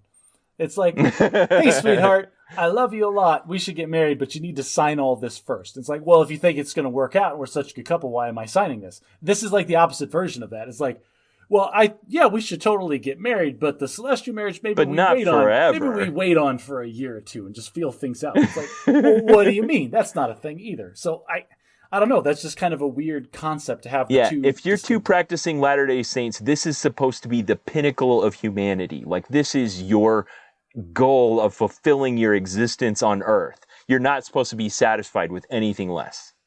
Okay, so that's good, and that touched on something else I'm going to bring up in a bit, but I'm still on the celestial marriage portion of it.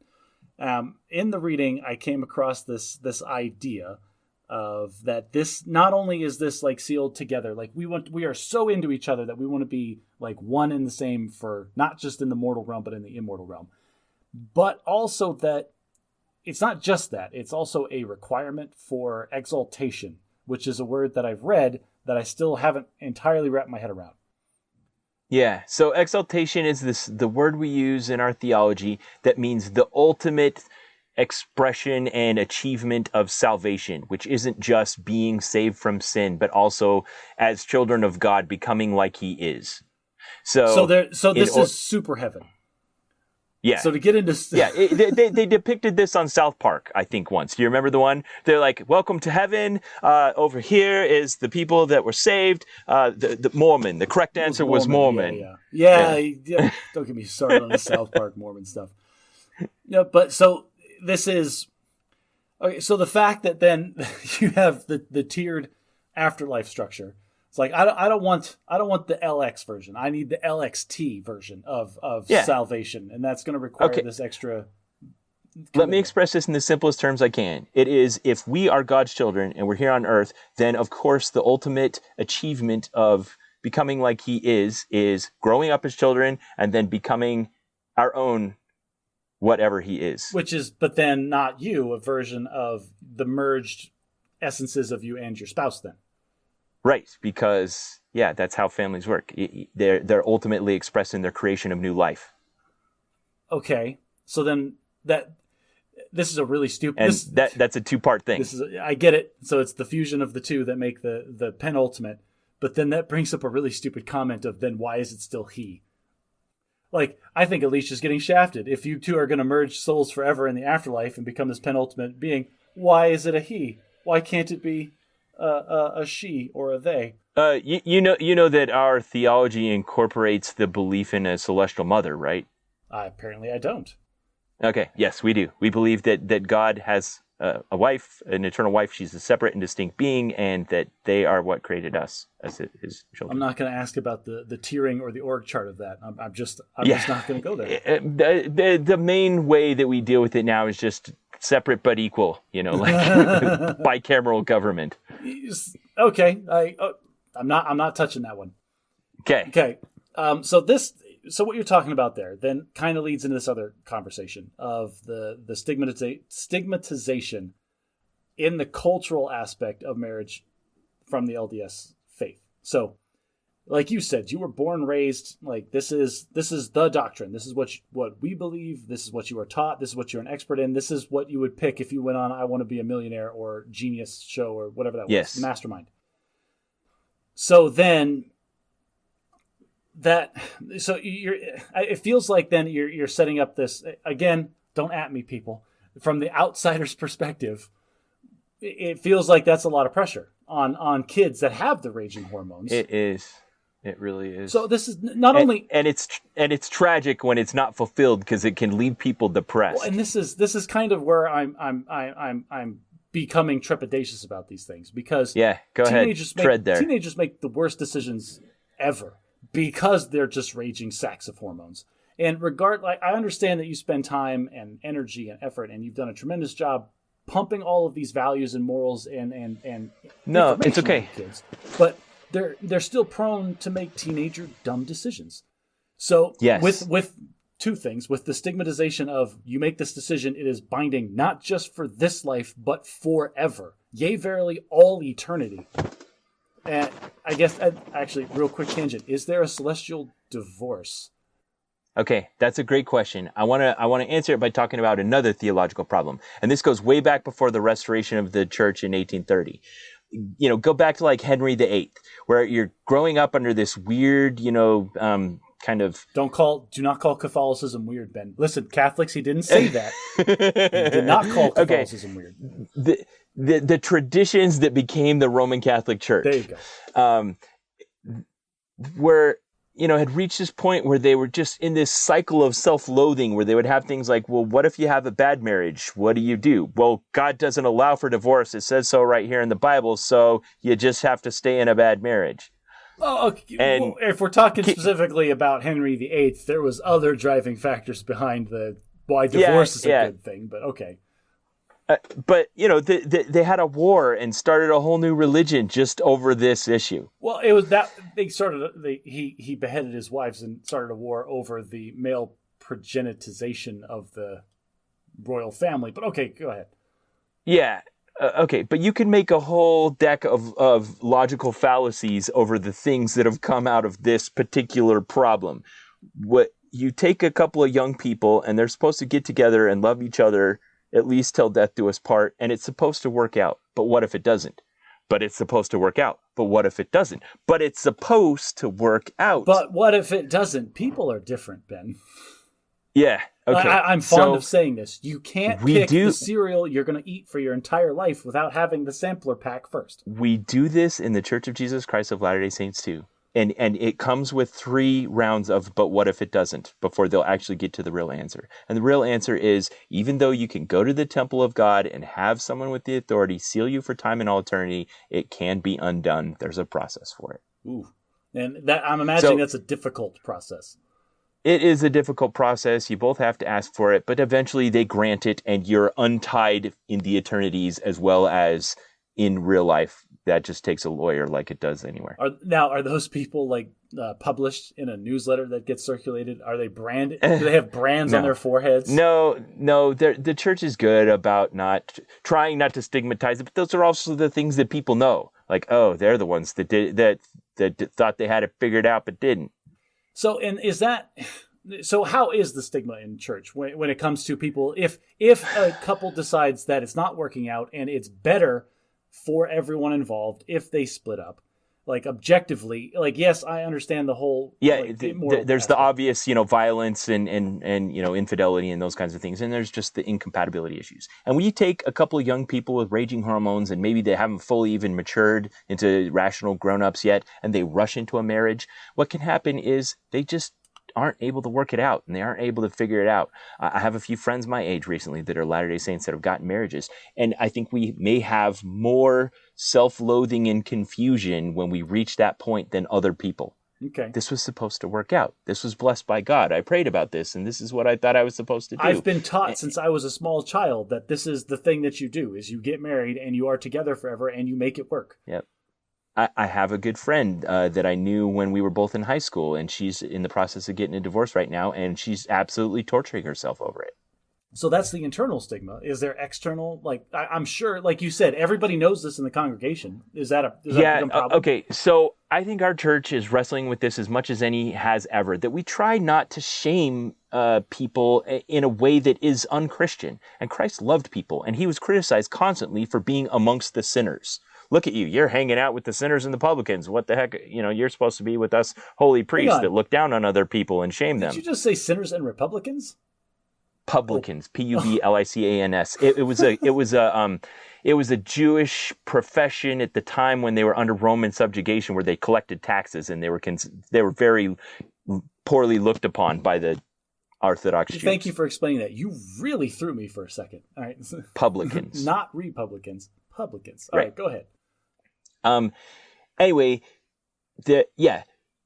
ultimately, if you're being a good Christian, you aren't shaming, looking down upon, stigmatizing anyone for anything. Okay. But so people are people. Does it happen sometimes? Yeah. Do we try not to do it? Absolutely. And anyone I know that I think of as a good practitioner of my faith, it doesn't. Okay. Well, okay. Like I can't. I don't have anything to like come back at you with on that, because frankly it doesn't exist. I found one study that talked about divorce rates among LDS and compared to the national average, and apparently divorce rates among any population is incredibly difficult to nail down. And so it's like a 2002 survey. It was the one that had the most firm numbers that I could find, and it showed at the time, 20 years ago, that LDS divorce rates were only 5 or 10% below the national average. Okay. Which is significant in a population, but also surprisingly high. It goes, that kind of information goes both ways, in that, divorce is on the rise, like across the spectrum. And while LDS, like the cultural thing, like discourages it, like it still happens. It's still happening. Yes. I honestly think it's fine. I don't know. But again, I don't sanctify. And I don't know if that's even a healthy thing. Maybe there's unhealthy marriages out there because there's this cultural stigma against breaking up marriages. Well, and sometimes, I don't know, at least for me, from the civil standpoint, there are a lot of good reasons that a divorce should be granted to people. Especially when kids with raging hormones are shoved into a room and said, you all are single, you need to fix that, figure it out. Yeah, it's funny because in the military, like we talked about before, there's this cultural stigma where you got a bunch of young kids and they go and you're making them live in the dorms because you have to keep them under supervision because they're still young kids. And there's two ways out of the dorms. Either you get promoted out or you marry out. And so sometimes like 18-year-olds will run off and get married so they can collect double BAH or whatever it is and move out of the dorms. And in the military, those marriages almost never last. And people jokingly refer to it as their starter marriage. Yeah. There is an enormous population of divorced NCOs in the military. Yeah, they got married the first time when they were 18 to 20, somewhere in that range. Right, which speaks to what I'm talking about. Like, they were incentivized almost to get married at a young age, fiscally. Like there was external pressures, Right. and You'll get more money. You'll get to move out of the dorms. But this is kind of the same thing. Like there is still very real external pressure to make a life-altering decision very, very quickly. Not to mention the internal pressures of, man, I need to get out there and like get this done. And we're talking about the urges again. Yeah. And those are two very different contexts, but it's both the same kind of thing. Like a lot of external pressure and incentive to get married young. Yes. So when this situation arises in the military, we have this outlet where, we both made a really terrible decision. Let us undo that. And for the most part, there's no real cultural stigmata for NCOs that have had a previous marriage. No, not really. It's become a joke and a byword. Yeah, exactly. But they're not looked down on. They don't suffer anything like in the organization for it. It's just whatever they suffer in the relationship is not. That's not a thing. That's not something we talk about. That's private. No. But there's no external negativity coming to them for making that decision. And occasionally, I don't know about you, but I know a few that actually stuck with it. And they're the ones that I find that are my age, but also have kids the same age as my kids. So they're like, they got married young and started having kids and just managed to work through the hard times and stuck together. Which is great if people can do that, but that doesn't always happen for everybody. And there are circumstances specifically where that becomes completely incompatible. And I have a couple of bullets if we want to move on to those. Yeah. Right before you do that, I do want to talk about that, though, because I don't want to give you the impression that love at first sight, I fell in love with my wife, I stalked her till she married me, and we've been happy for the last 22 years. Even for somebody that spent 2 years teaching people that marriage is the ultimate expression and culmination of God's plan here on the earth, after my wife and I got married, it was such a short courtship period that we still needed to get to know each other for a while. Now, we shared a common faith and a common background and common goals and ideals and intent for our life and stuff, which helped keep us coherent. But there was a lot of friction, I'd say, for probably about the first couple of years where we were just getting to know each other. And if it wasn't for all those commitments and ideals, I don't think we'd have been able to get through it. But there were times where I'd say I felt betrayed almost, like there weren't adults around me saying, hey, this isn't going to be easy. Well, yeah. And you always get this, at least when I was growing up, I always got from my parents that like marriage is going to be a thing where you're a team and like you love each other and then you work through this adversity together. And I never saw the stuff in the background that was happening, this friction, the arguments, the conflicting ideals, and just the existence of two different souls trying to synchronize their lives. Yeah. For me, like I feel like I got married in my mid-20s, and I had a lot of emotional maturity to still go through, but that's because I'm a very emotionally immature person. Like you and Alicia are obviously were very emotionally mature at a young age, which helped you through that stuff. But if I had gotten married when I was 19 or 20, that would have been a train wreck. So there's one thing I'd say that even in failed Latter-day Saint marriages that I think can be missing that I felt like I really had. And that was, I wasn't just committed to starting this thing. I'm also committed to being good at it. So I wasn't like, okay, now that we tied the knot, you got to take me as I am. I'm like, okay, I can see you're upset at me right now. And once I've had a chance to cool off, I'll say sorry. And then I want to get better at this. I want to be a better husband. I want to not make you mad in the first place. I want to figure out what you like and do it. I want to have less friction over these kinds of things. And so I make charts. I write them down. I set goals. I have her give me feedback. I mean, I want to be a good husband. And I take on it like anything else in my life I want to be good at. If I want to get good at baseball, if I want to get good at math, you got to like practice and set measurable objectives and achieve them and move on. And I take that approach to marriage. And I think she does as well. And she is an incredibly loyal person. And that shared commitment to the success of our marriage has made us get through the hard times and brought us to this place where we really feel like a coherent unit that's inseparable. That's a very touching sentiment. I'm glad you shared that. The only thing I have to talk about for that is I also thrive on feedback from my spouse. Like, Nicole, you've got to tell me the things I do well and the things I do poorly because I want to be better at this. The difference is I'm not emotionally mature enough to take it all the time. And she knows that if she tells me some negative feedback, I'm going to pout about it and be like grumpy for a while. And so she's very cautious about how she gives me negative feedback. Yeah, so I want to give a quote I think I heard from one of the general authorities in my church. They said, husbands, if you want a revelation, Ask your wives how you can be a better husband. Yeah, that's pretty funny. Yeah. Get you a revelation. There's a reason we call them our better half, people. Like if you haven't, listeners, if you're listening to my voice and you are single, you will figure this out. Here's the formula for a successful marriage. Choose wisely. Here's Ben Richards. Treat kindly. That's it. Okay. Hang on. Choose wisely. 19-year-old Choose wisely. sack of hormones that is shoved Treat into kindly. a room full of the first available women that you can possibly find, and okay, do it quick. I want to point out. I want to point out it also rejected other people in that room, but yes. But that was one room, Ben. Like you're killing me with this. Okay, yeah, but you kill me, even though you say to be utilitarian and logical. It only takes one. Like there's no minimum number. There's no minimum number of false positives you have to go through before you can have the success. This is true, but you're biasing your own personal experience and trying to apply that to everybody. There might be people. Yeah, but you're doing the opposite. You're doing the same thing in a different way. Yeah. You're saying there is a minimum number and you have to achieve it. No. There's no minimum number. What I'm saying is that your minimum number does not correspond to everybody's minimum number. And if somebody has to go through 5, 6, 7 years of being single and dating women before they discover or figure out who they are personally as a person, or before they figure out what they want in a life partner, or until they find somebody that's just generically compatible because they're weirdos, then why should they not be afforded that time, or why should they be culturally looked down upon? That's fine. Whenever you bring this up, you always bring it up like I have been the one that has asserted that there's a minimum number. I never have. Well, but I'm not talking about you specifically. I'm talking about you, the LDS community, are still pressuring these kids like, thou shalt not do the one thing you want to do until you're married. Yeah.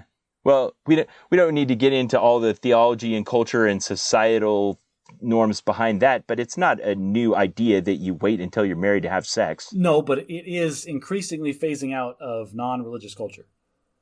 I don't actually know any statistics on that. I don't know. Yeah, I do understand the modern permissiveness of society, but like you said, that also leads to things like higher divorce rates.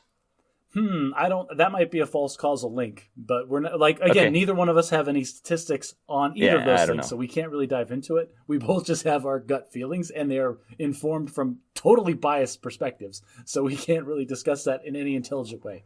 So I want to move on. I want to talk about some of the elephants in the room when we're talking about LDS marriage.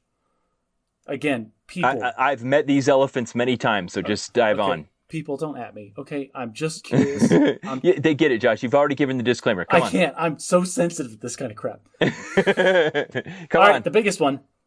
Polygamy. Buddy, you guys had a good thing going, and you just left it in the dust. Like, what happened there?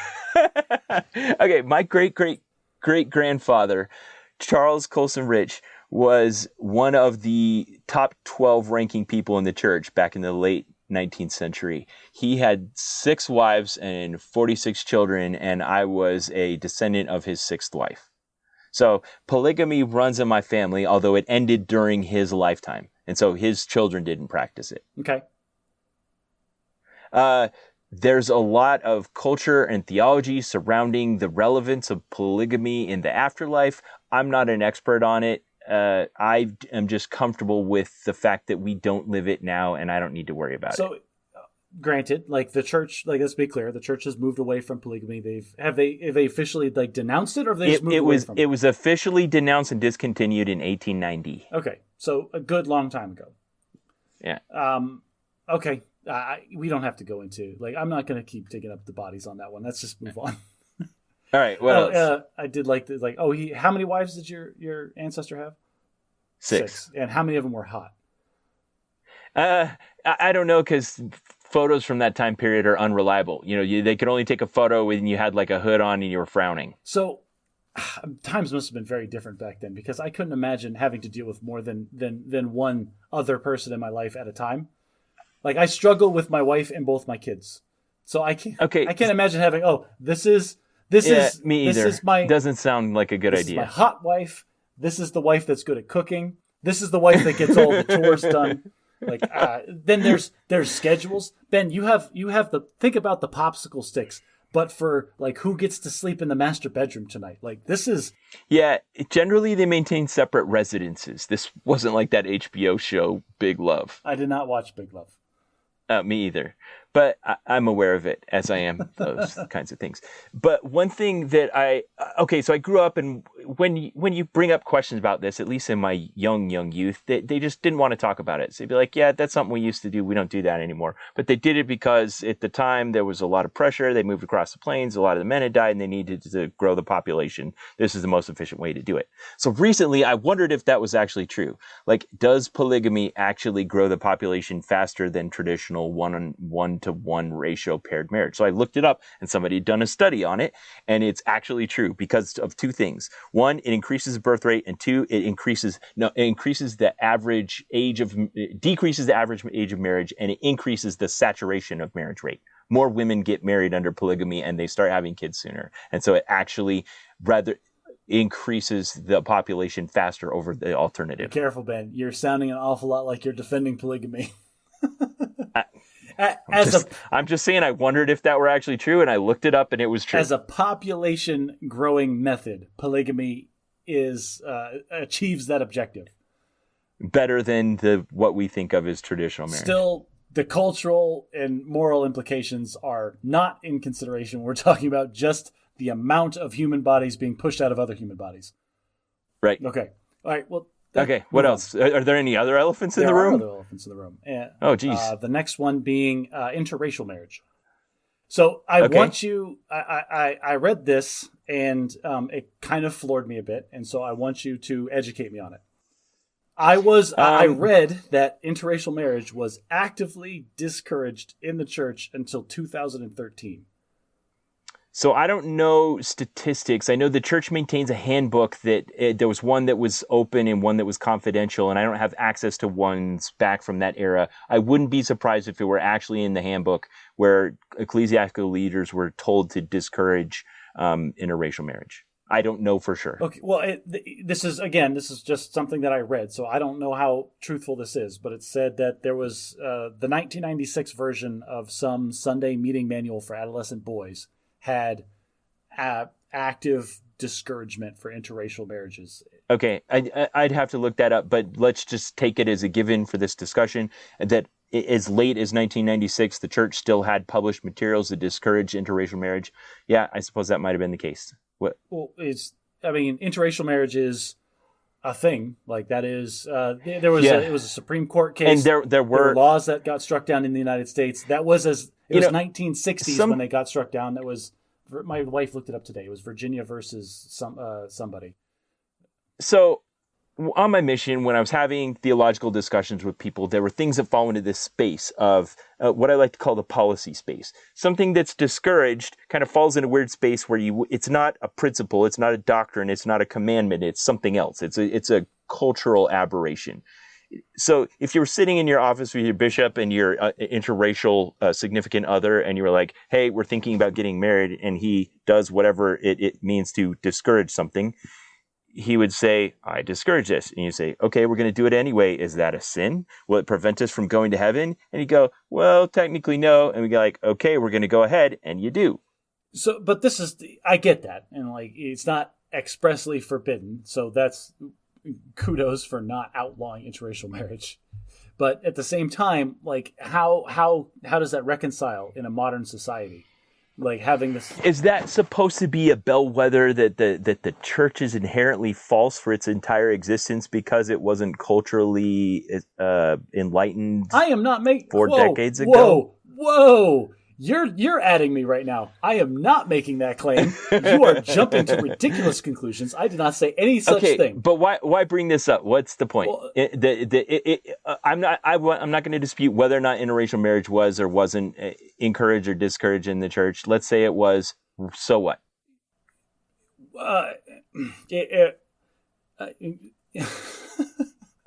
I'm having a hard time formulating a way that's not combative or confrontational. The idea here being that this is one of the issues with LDS faith that seems to have lagged behind what some people would consider to be progress. Yes.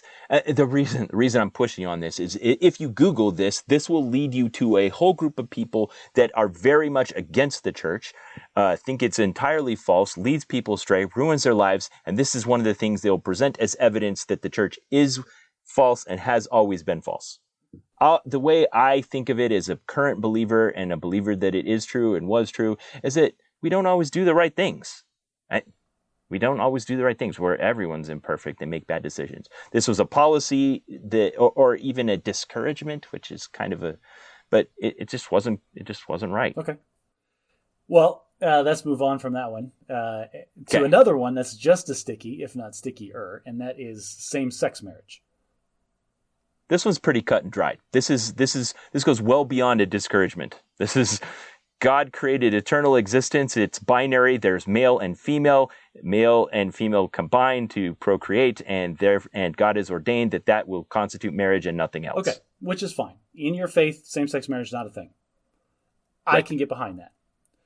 Then, but the church has gone out of its way to try to push that value into society. It's not. This is happening the other way around. Whereas interracial marriage was accepted and is creeping into LDS faith. This is the LDS does not believe in same-sex marriage, and that is pushing out. The church is pushing out onto society, trying to impart those values.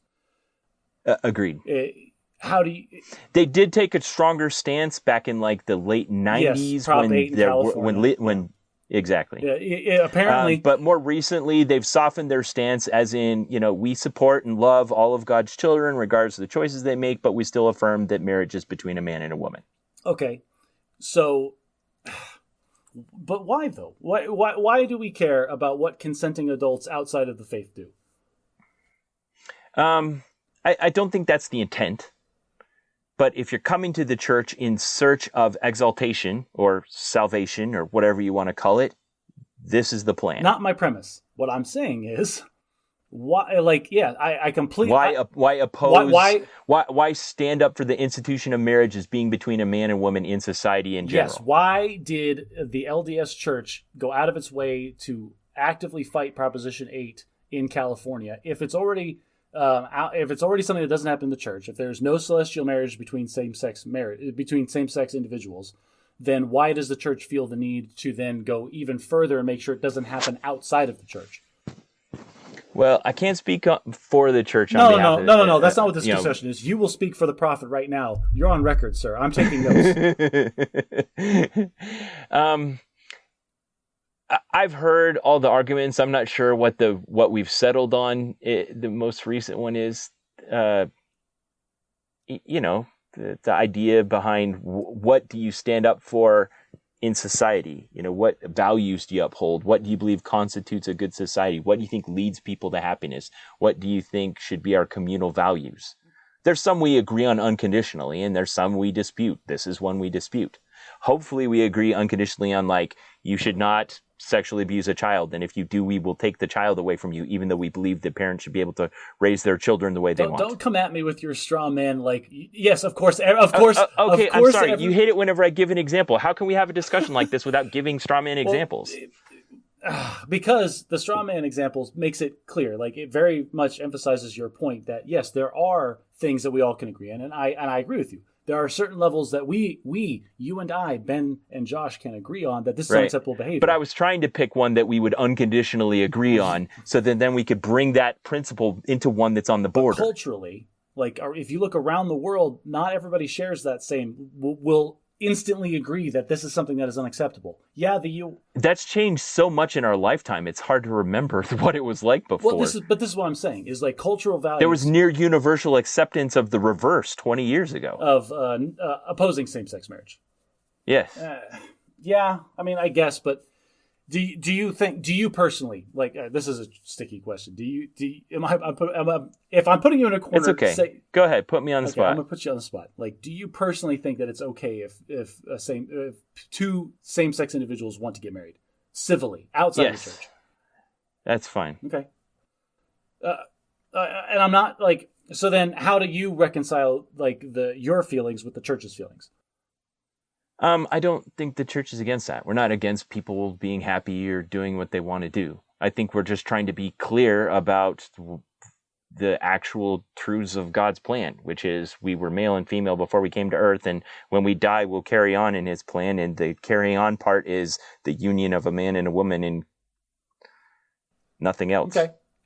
Personally, I feel like that line of thinking is going to go away. Like, consenting adults and all that, people do whatever they want. I don't personally care because I don't have any spiritual association with what they do. I get it, and if God doesn't exist, then this is all irrelevant. But maybe he does, and then there's potentially truth that transcends our societal values. Yeah, and I think that's the difference. Is you believe in universal truths and I don't. Yeah. All right. Okay, are those all the elephants? That was a lot of elephants. Well, those were the elephants for marriage, yeah, that I could pull up. Do you want me to talk about all the LDS elephants? I don't think we have time. But I beat you up. I feel like I beat you up there, and I feel bad for it. So you know what, Ben? I'm going to send you a gift. Let me box this up and ship it to you here in Utah. All right. Wow, it arrived. All right, listen, for everybody that's listening, I sent Ben a package. That box was just to hold it stable, so that box is empty. Yes, it is a box that has two other boxes that are there just for packing material. Oh, that one's empty as well. Oh my gosh. Okay.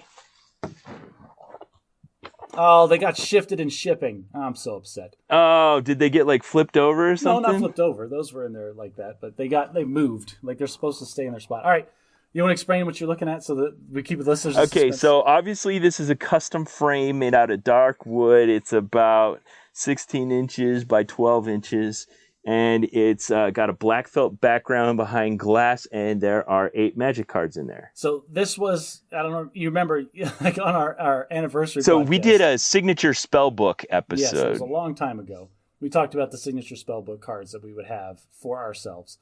And I mentioned that I should make frames for those. And I made you a frame for your signature spellbook, and I sent it to you for your birthday. So happy birthday, Ben. Nice. Thank you, man. I can't wait to fill this with my signature spellbook. I wonder if they've changed. I wonder if any are different. In true Bad at Magic fashion, or actually in true like Josh Fleshman fashion, I started making that intending it to be a Christmas gift. And it is now June as we record. So Ben's birthday just came and went. So it is... This is beautiful, Josh. It's a... Thank you very much. Oh, on the back, you'll notice, I think where your hand was. Nope, other side. All right, so there's a brand that my wife got me for one of my either birthday or Christmas something. She got me a brand with my logo that I like to put on the things that I make. Oh, yeah.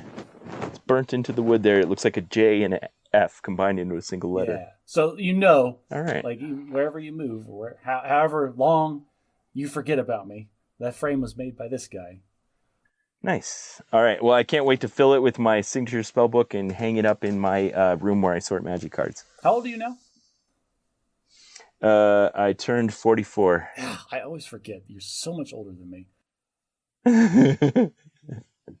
Well, thank you, Josh. That's a lovely gift. I appreciate it. But that was kind of an abrupt ending to our discussion on marriage, and we kind of ended on, I don't want to call it a sour note because I've had the discussion 1,000 times. It might be traumatic for you, but it's not for me. Well, the positive note is your son, your oldest son, just got married to a lovely girl. All the love and praise and hope and everything from me, at least, that everything works out and everything goes well and that they continue to love each other. And they have an excellent example in you and Alicia to uphold as this is how you make a marriage work. This is how you get through the problems and continue to grow together as people. You mature together, you discover things about each other, and you discover things about yourselves as a couple as you grow old together. Well done. Yeah. So, Michael and Gwen, if you're listening right now, I didn't have a chance this week to give you my loving father/father-in-law speech. You know, we didn't do like a dinner where I gave a toast or something like that. So here's my toast. I had said, maybe a bit regretfully, that there was no one that told me the truth about marriage. That no one that told me that there were going to be times where you didn't agree with the other person, you didn't see eye to eye, and maybe you even questioned your own wisdom in uniting your lives and making a commitment before God, angels, and these witnesses to be with this person forever. And those moments are going to come. But there was wisdom in you selecting this other person, in deciding to unite their life with them, and there's something purifying and enlightening about subjugating yourself to the greater whole that you'd made together. And as long as they're a worthy person that's not trying to do something destructive to you and or them or both, it's worthwhile to forgive, forget, and move on. And it won't always be bliss. There'll be times where you just got to press through, but it's worth it. If you picked a good person and you treat them well, it elevate both of you to a greater height than you could have achieved individually. And through that union, you will find purpose and happiness beyond anything that you imagined. And, it brings children, and it brings shared joy and experience, and ultimately just leads to a happy, fulfilling life. Married people live longer. Married people have healthier outcomes. These are statistical realities. And if you believe in God, there's something else to be had in the afterlife if you choose to be married and unite and stay true to someone your whole life.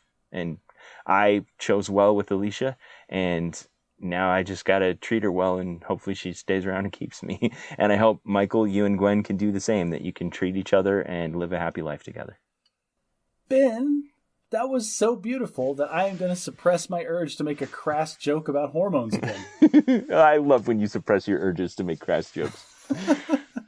All right, well, that's it. That was too touching. I can't take any more. If you like what we do, please share us with a friend. I feel like that's the least you can do. You enjoy it. Maybe your friends will enjoy it too. If you really want to help us out, take your phone out of your pocket and give us a good rating on the podcast player of your choice. You would be shocked at the visibility we get from that thing. And if you just cannot get enough of us, if you want to hear every wedding toast that Ben makes for all of his children from now until the end of time, consider becoming a supporter on our Patreon page.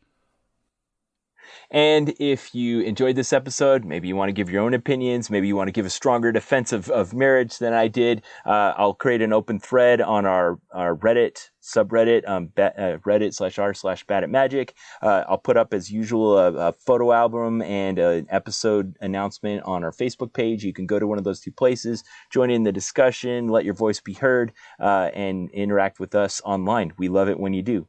And that's it. Thanks for listening to the Bad at Magic podcast. See you next time.